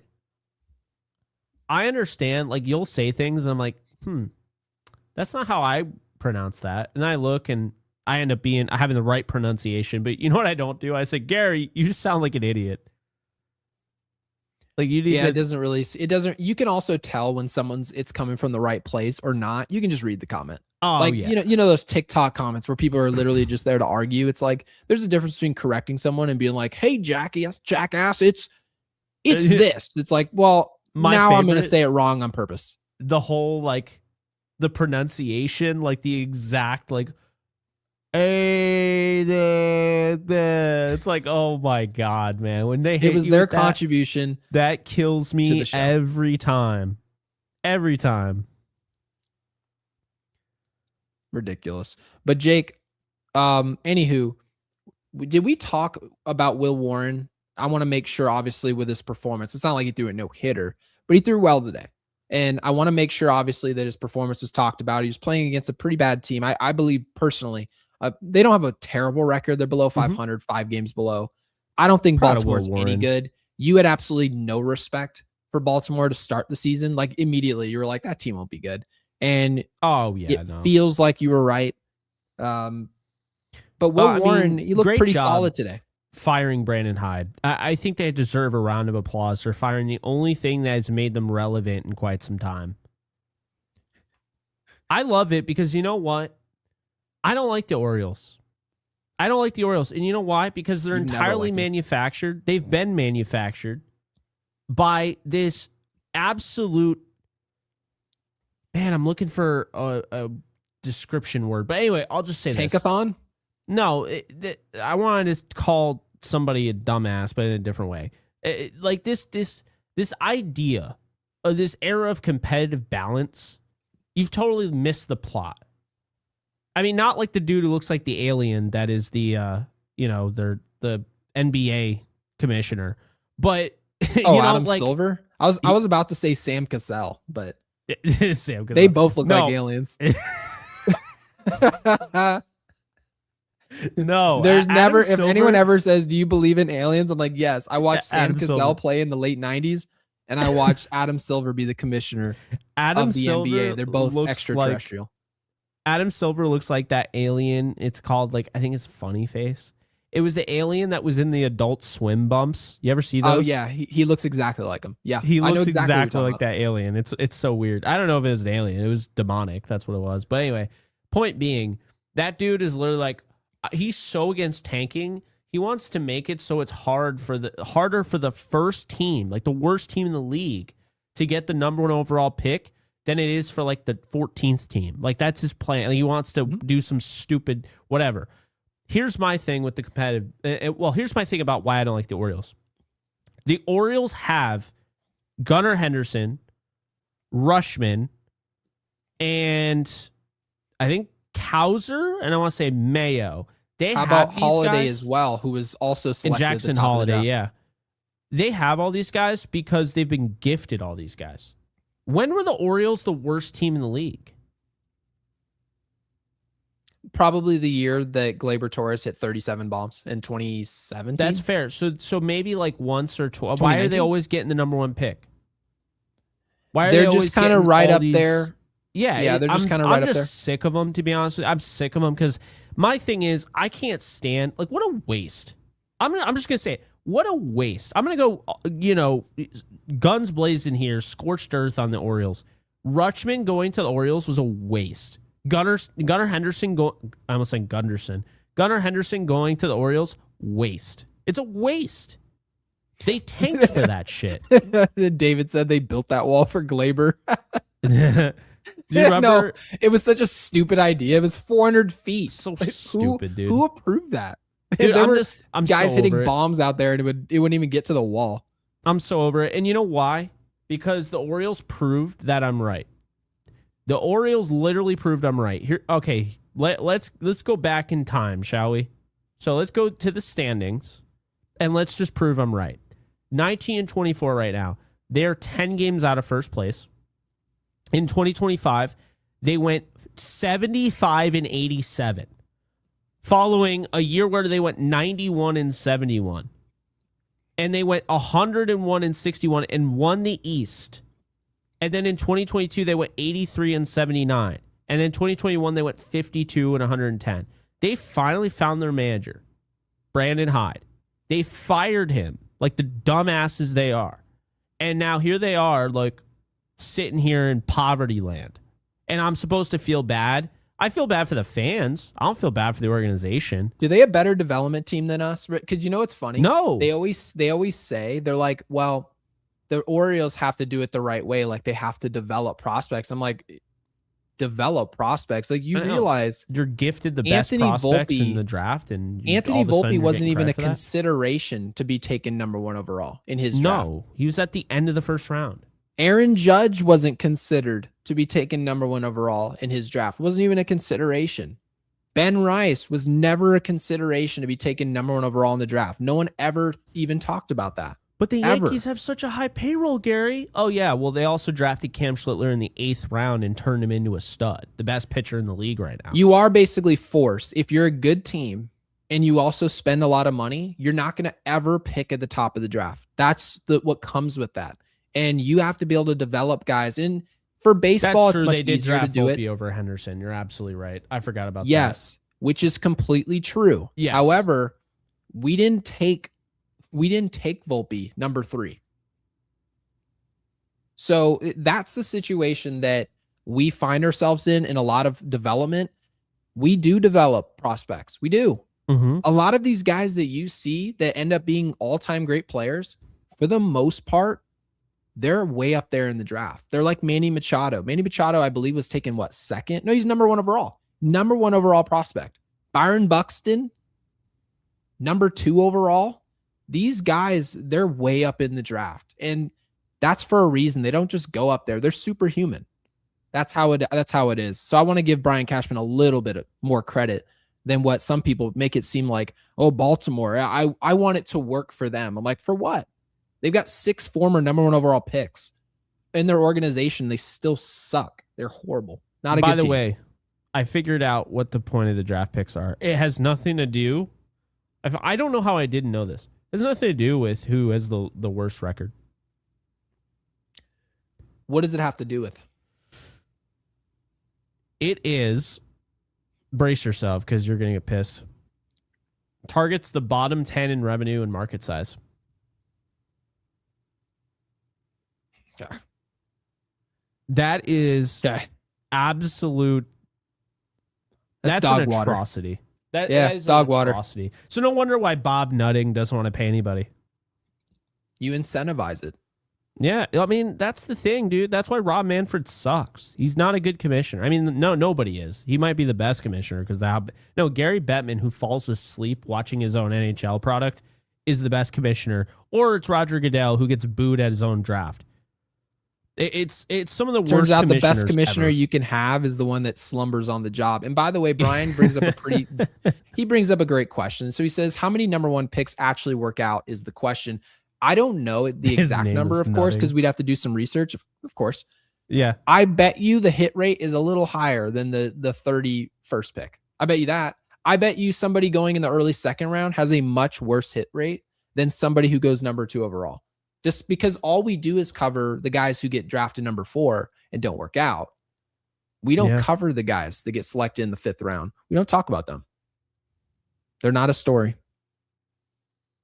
Yeah, there's so much going on. They have a lottery again, apparently. I didn't know that. That's insane. Seattle Mariners, by the way, had the 3rd overall pick in 2025. The Mariners. Right. But anyway, you mentioned first overall picks, how that goes down. Yeah, like what's the hit rate or how often do they make it to the big leagues? So Eli Willits, we don't know. He was drafted last year, number 1 overall. We won't see him. Travis Bazana for the Guardians was just called up. He just got called up. That's right. Chase Burns, I think, got called up pretty early on. Cincy. That's right. Paul Skeens is obviously a superstar. Jacob Wilson, by the way, was the 6th overall pick. He worked out pretty well. Yeah. 2022, Jackson Holiday. He's had some injuries. He's kind of at this point he's teetering towards a bust. But at the same time, he was drafted out of high school, so he was like a prep player.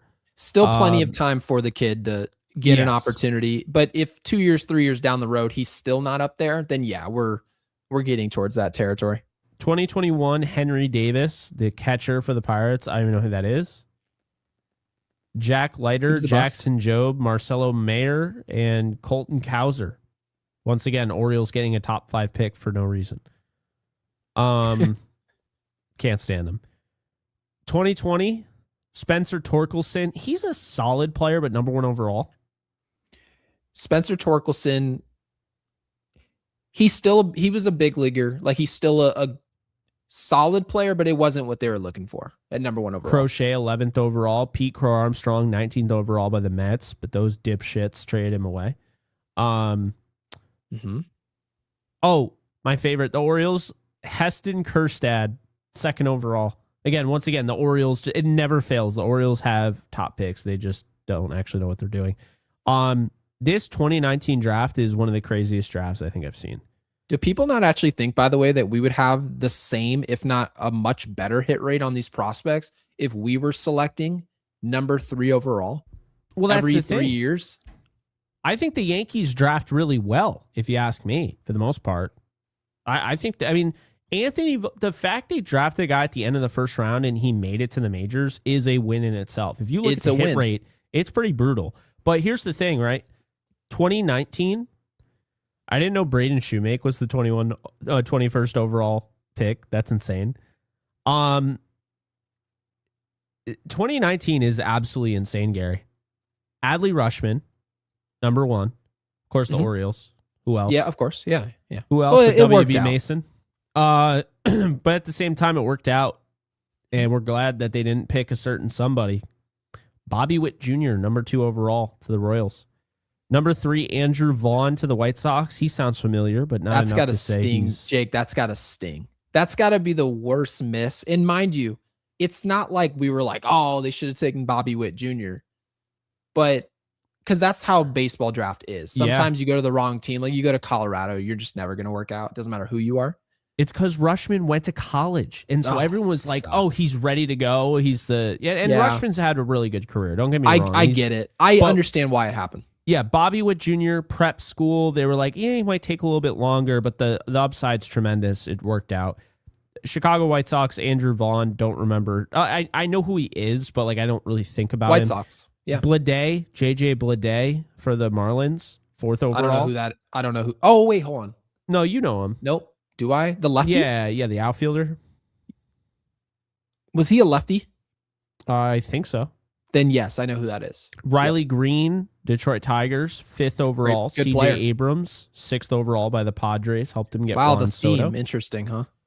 Nick Lodolo, pretty good pitcher for the Reds. I don't know if he's worth the 7th overall pick, but By the way, to address this, Mr. Paul Blackburn, he says Arias is a negative at everything besides hitting singles. Just saying, hey, Paul, first of all, thank you for being a member and thank you for being in our live chat. We really appreciate it. yeah. Just as an exercise, because we did talk about this a couple days ago, can you pull up Baseball Savant? It's not the end all be all, but I would love for us all to pull up Luis Arias's numbers offensively and defensively on the website, and then let me know what you find, because I think you're going to be a little surprised when you see. You want me to pull it up? I would love if you did pull it up, because that's a player that you actually mentioned you want to trade for. Now, Yeah. if they did trade for him, that would mean there's some movement in our infield. Now, if you look up at the top of your blurry screen there, you're going to see, can we zoom in a little bit here just so we can get the best possible look? And then I'm going to get to Tate's super chat, who's also become a member. So when you take a look at that fielding run value, Baseball Savant isn't everything. I've mentioned this. Jose Caballero, if you look up his numbers as well, he's red hot as far as fielding run value. And that's a good thing. But we've said we're not just going to look at and say, oh, 100th percentile. He must be the best. We take it with a grain of salt. But here's what we do say. If a guy is that high of a rating in that category, he's definitely not a 0 at that position defensively. Luis Arias is playing solid second base this year for the San Francisco Giants. He's not a 0 over there. And that, Jake, They're a 0. That's the reason why he wasn't sought after this offseason. And he took this deal with San Francisco. He said, hey, this guy isn't, if he doesn't hit for average, he's useless. He's not a good defender. We put him over at first base. And you know what he's really shown baseball? I have good range. It shows with 99th percentile. My arm strength's it's 32nd percentile. It's pretty mediocre. I'm a high contact, good fielding second baseman, not a first baseman. I'm not a utility guy. So I don't blame anyone for not knowing that he hasn't played a great second base. Doesn't bother me. Yeah. Because that's what ultimately why we started this podcast. It's a learning experience, and we learn a ton too. Like, I've learned a ton from our live chat alone tonight. Same here. Jake, neither of us knew these defensive stats. Now, if we now know, to Jake's point, I want to trade for this player, we know, isn't what Arias is doing on that stat sheet, isn't that what we want Jazz to do? Play with more contact? Play Isn't good it amazing? defense? He put already the ball has in the play? defense. If he's even half as good as Arias at the plate, you have a really good player. You do, which it just seems so simple to ask him to do it with given his skill set, but he's just refused to make the adjustment. He just doesn't want to do it. Yeah, it's definitely frustrating. Oh, by the way, back to the draft here. Corbin Carroll went 16th overall. He's pretty good. George That's Kirby, a good 20th pick right overall. there. That's a banger. Casey Mize, he's not a superstar, but he ended up being an all-star. I mean, I don't put too much stock in all-stars, but he was number one But that overall does pick mean you in made it. Like, if 2018. you're a prospect and you make it to the All-Star team, you were a good big leaguer. Like, Oh come my on. God, Joey Bart, 2nd overall pick. Mm-hmm. He made it to the league, but I mean, you gotta at least be an all-star, I would say, if you're a top overall pick. I think that's fair, right? Alec Boehm, all-star. Wait, did you 3rd say overall. you have to make it to the All-Star team? You have to at least make like an all-star game or something as Oh, a I mean, number one I overall don't pick. consider any top prospect. Like, let's just say you get picking in the top 5, right? Let's say you get picked there. Mm-hmm. If you have a 10-year big league career and you're never an all-star, I consider it a win. Okay, that's fair. The way I see it is like you should be able to get a big-time player in the top 5. I Looking hear what at you're this, saying. it just feels like, I mean, then again, Mackenzie Gore is an all-star. No, I hear what you're saying. I just think that in baseball's draft, kind of like the NBA, There's one Royce year Lewis. you've got like LeBron James, Dwayne Wade, Carmelo Anthony, and Chris Bosh all in one draft in order. Yeah. And then another year you've got like, it's like Lonzo Ball, and then there's another name, and then nobody. And then Kyle Kuzma at 30, right? Sometimes certain drafts just aren't as good. So like, I don't really agree that they have to be all-stars to be worth it.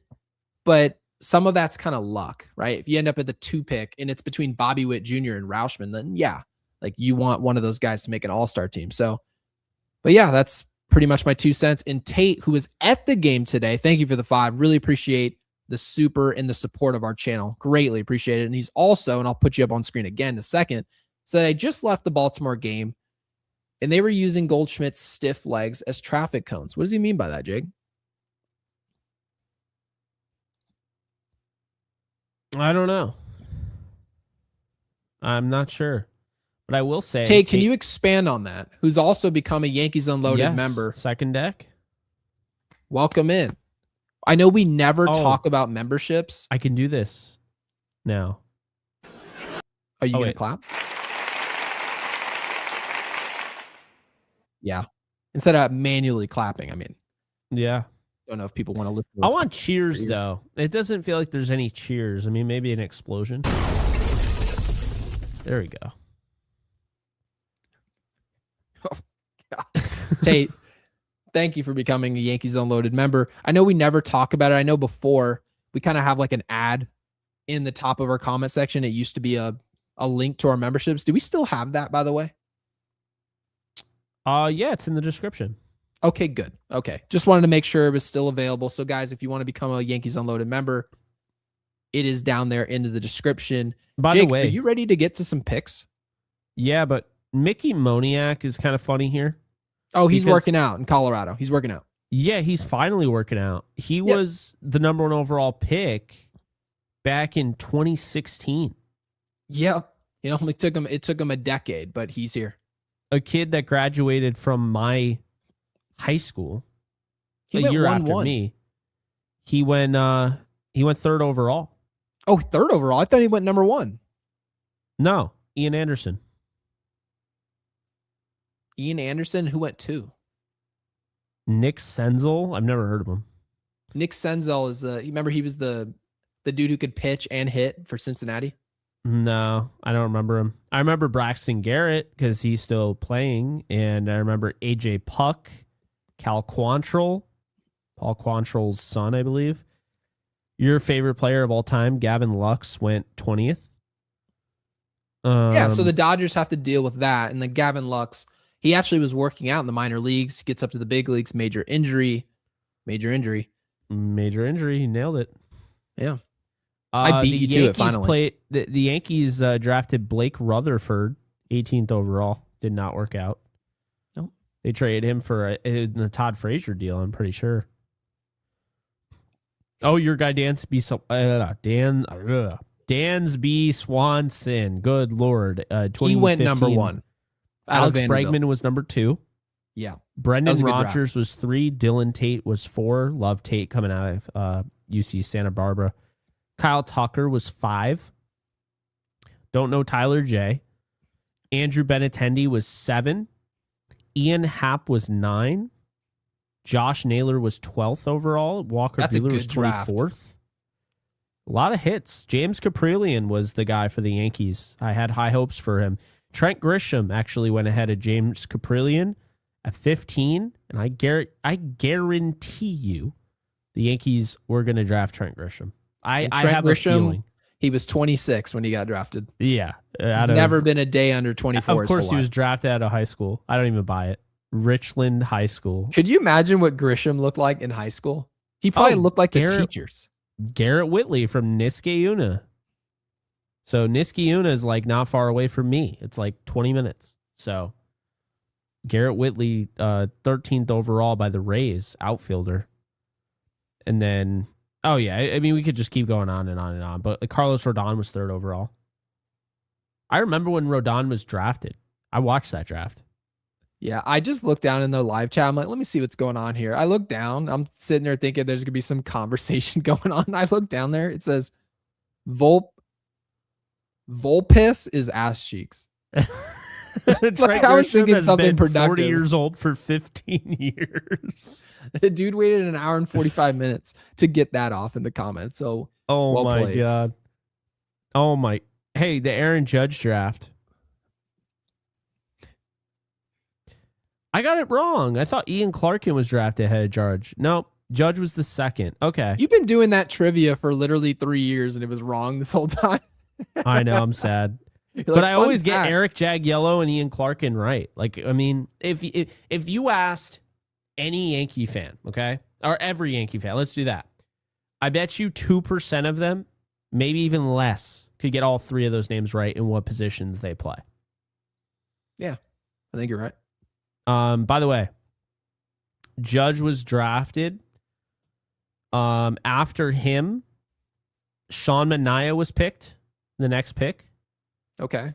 Big Bill, I can see it. Matt Crook. Ryan McMahon was drafted 10 picks after Aaron Judge.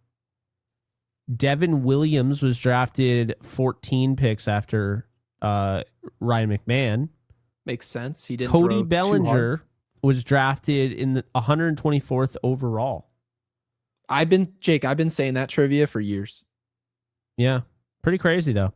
I should get that right, considering he went to high school with me. So. Yeah. So Judge, 32nd overall pick for the Nick Swisher signing because they lost him to Cleveland. The Yankees got a compensatory pick for Rafael Soriano. Wait, really? Rafael Soriano signed with the Nationals and the Yankees got the 33rd overall pick for it. That's crazy. Ridiculous. Healing, by the way, this is not a white shirt. This is baby blue. So put some respect on this name. Yeah. Chris Bryant was drafted in this one. Oh, and Mark Appel. Do you remember him? Yes, he was. Mark Appel was he was like the number one. Was he number one or number two? He was drafted number one. Yeah, he was. Just didn't work out, unfortunately. Yeah. So Mark Appel, fun fact. Oh my God, Billy McKinney was drafted ahead of Aaron Judge. That's hilarious. Anyway. Wait, Billy McKinney, the one we sent to Oakland at the time? Yeah, he was drafted by Oakland. So yeah. Wow. But Mark Appel, fun fact. So the single A, the rookie ball, right? That used to be the Valley Cats, the Tri-City Valley Cats. They are 30-something minutes from me. And they're no longer, they're independent. Something happened, I don't know. But I remember, bro, people were going crazy because Mark Appel was there. He was pitching for his first game. Look, it's the number one overall pick. And there were people like that wanted his autograph. It was hilarious, dude. I was like, I thought it was cool. But there were people that are like, this is the greatest day ever. And then Mark Appel had like a 7 ERA when he got to the big leagues. It just didn't work out. But Phil Bickford, by the way, was the 10th overall pick in this draft. Phil Bickford, I played community college baseball against him. That all checks out because I remember you telling me that. And then last but not least, I'm going to throw out there Clint Frazier, drafted 5th overall by the Cleveland Indians out of Loganville High School. I remember that pick. He was actually talked about in that draft. They talked about him a lot. Bat speed.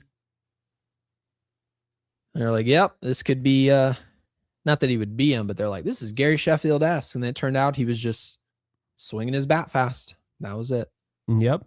Yeah. Nestor Cortez was picked 36th overall, or excuse me, 1,094th overall in the 36th round by the New York Yankees.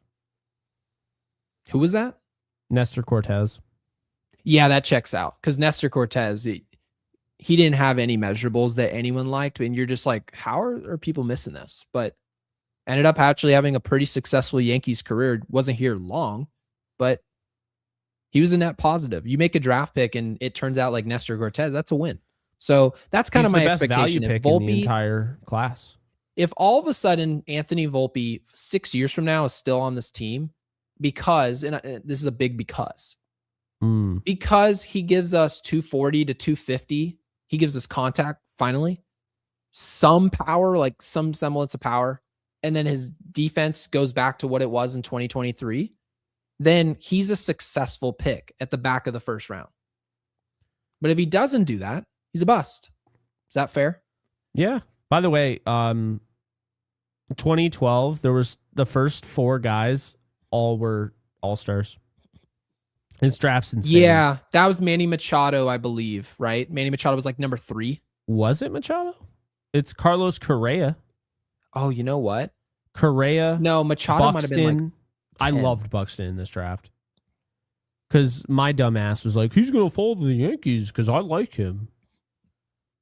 Wait, that Buxton? didn't happen. Yeah, Byron Buxton. I told you the story where I raced him and I lost by 0.2 in the 60-yard dash, and it felt like I was blown away, and I was technically.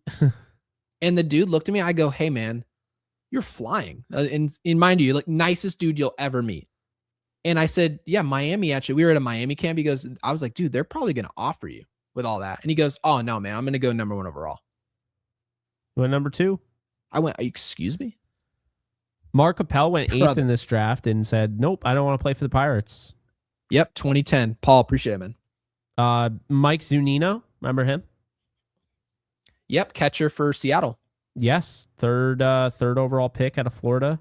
Kevin Gausman. I feel like you've said his name a million times. Gausman. Of course. I'm sure somebody is. Oh, it's not Gausman. It's Gausman. Max Fried, 7th overall. It's a good pick. Addison Russell. Man, I remember him like it was yesterday. Yep, and he 11th punched overall. his girlfriend. We never saw him again. Oh my God, that was him.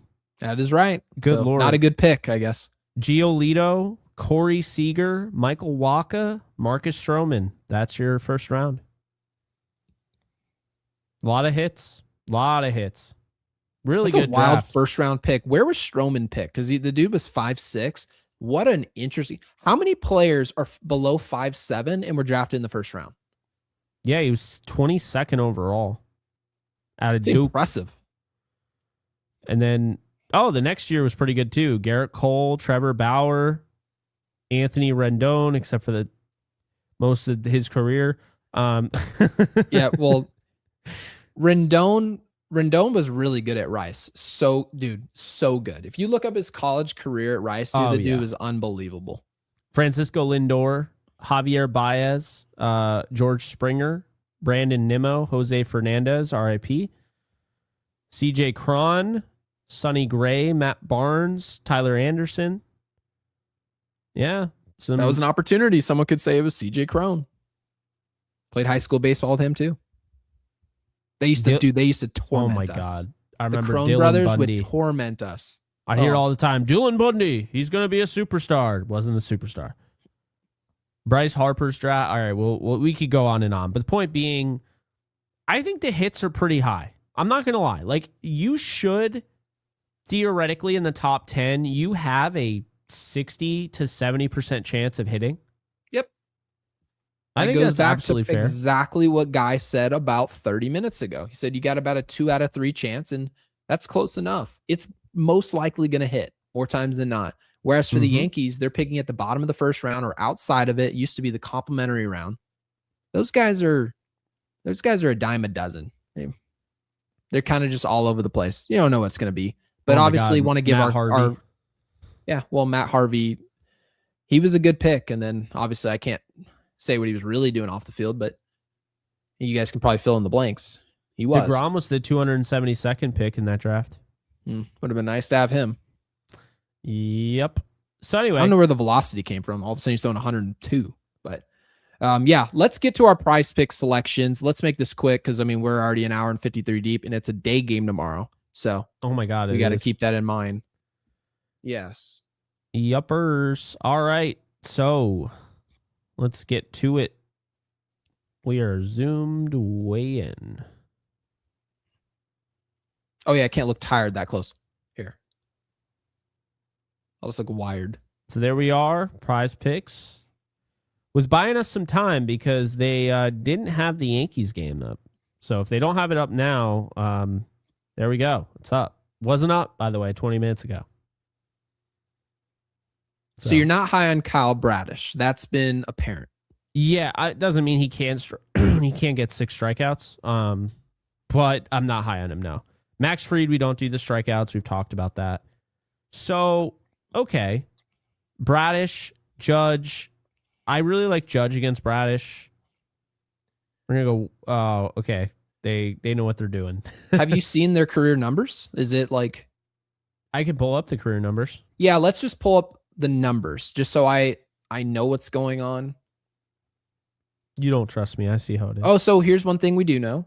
The Yankees, Aaron Boone was asked about Jazz Chisholm and the benching. He said it's not a multi-day thing. It was a day thing. So Jazz Chisholm will be in the lineup tomorrow. That's dumb. Just so you guys understand that. Big mistake. It seems like a mistake, but to be fair, we're not facing great pitching. So that's in fair. Theory, it's Kyle Bradish. It's Kyle Bradish. If Jazz is going to hit anyone, it's inferior pitching. So yes. Now watch him throw a no-hitter. Oh, yeah, but God, no. That's not happening. No, it's not. It's not even close. Where the hell? How do I? Okay, there we go. So Kyle Bradish. Oh, Aaron Judge sucks against Kyle Bradish. There's one hit. Yeah, I don't know why I thought he was good. Him. Okay, so Ben Rice is 4 for 8 against Bradish. Okay, so go ahead and put him on there. We'll go with they got me again. All right, so let's see. Trent Grisham is 2 for 8 against Bradish with a home run. I don't love that. No, I'm not in love with it. Let's skip it. Nah, no, not a fan. Bellinger Sorry, is brother. 3 for 7, so we'll go with Bellinger. And he's That's got on the road. a normal. There we go. Oh, you're going 1.5? Yeah, let's just go a half. Oh, a half.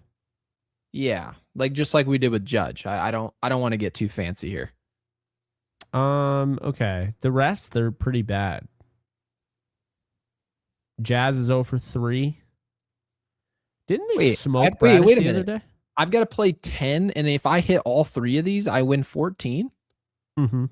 No, take these off. I might as well just keep my 10 if that's going to be the case. So let's go ahead and make some real picks here. That's what I was saying. Goodness gracious. Double your money. So, all right, let's look at who's on the I almost said who's on the field. Who's on the mound? For us, it's Fried. Yeah, it's Fried. So, Max Fried against Orioles. Let's see. Let's see what we come up with. Because you already know I want to do some strikeouts. Okay. So we got Pete Alonso is the most experienced. He's actually faced Fried 45 times, which makes sense. Braves, Mets. Aside from that, Tyler O'Neill has 2 hits and 12 at-bats. Okay, 16 strikeouts and 45 at-bats for Alonso. I got to go with Alonso strikeouts again. I just have to. Yeah. I did it last time. We'll go with 1, which is fine. I'm not going to do it, but yeah. Okay, are we allowed to root for Volpe but take a strikeout tomorrow? Why is his head so much bigger than everybody else? Anyway, yeah, that's a good question. Everyone in the live chat, we know Volpe is more than likely going to strike out. Are we bad fans if we make a friendly pick? That's kind of. I think we go away from it. Yeah, I don't want to do that. I don't want to do that. Kobe Mayo is definitely striking out. He struck out 3 times in 9 at-bats against Fried. I like that. I just don't. What is this? Why is it so much? Anyway. 10 for 35? Yeah, let's roll with that. Or 10 for, oh no, that's literally 10 for 22. No, 50. let's go power play. We can't. Yeah. We're not going for lunch money here. There we go. Let's let it hang. And guys, again, if you sign up with Prize Picks, make sure you use code HMA. You play $5, you get 50 instantly in lineups using said code. Yeah, no, Healing. We know it's a smart bet, but we just want to be fair. We were pretty positive on Volpe. We essentially told you guys that he hits lefties. He's a second baseman. Jazz has been so bad that he should be used as a platoon with Volpe at second. That was our takeaway. And as much as we've been high on that one niche job that Volpe could have, we kind of know that they're not going to use him that way. I mean, it's just a guess. But tomorrow I have a pretty good idea that Bradish he's got a good breaking ball. He's not horrible, but he hasn't putting it together. I think he's good enough to strike Volpe out once, but we're not going to bet against Volpe. So we'll steer away from it just for morale purposes. Yep. I think it's a smart one. I think it keeps the vibes flowing. Don't want to have any negative chalkers being sent over there. But anyway, that is going to do it for this show. We'll wrap it up. Really do appreciate everybody showing up and showing out. Really do appreciate it. In the comment section, drop Phonics Unloaded. I forgot. Did you save that? Is that how you remember that? I just remembered. I can't believe you remember that. That was a while ago. It was like an hour and a half ago. From Alex, I believe. Drop Phonics Unloaded. If you stuck Alex around was with us. Thesaurus Unloaded. Oh, he was the source. Who dropped Phonics? I don't remember, but it was great. I don't remember. I'm sorry, guys. Yeah. Be sure to subscribe.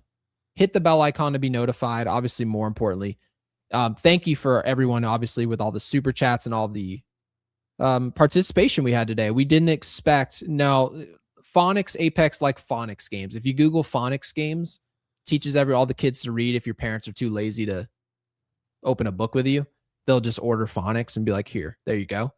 Yeah. Now everybody's spelling phonics. Don't drop it in the live chat, though. Put it in the comment section below. Phonics Unloaded. And before you go, please like the video.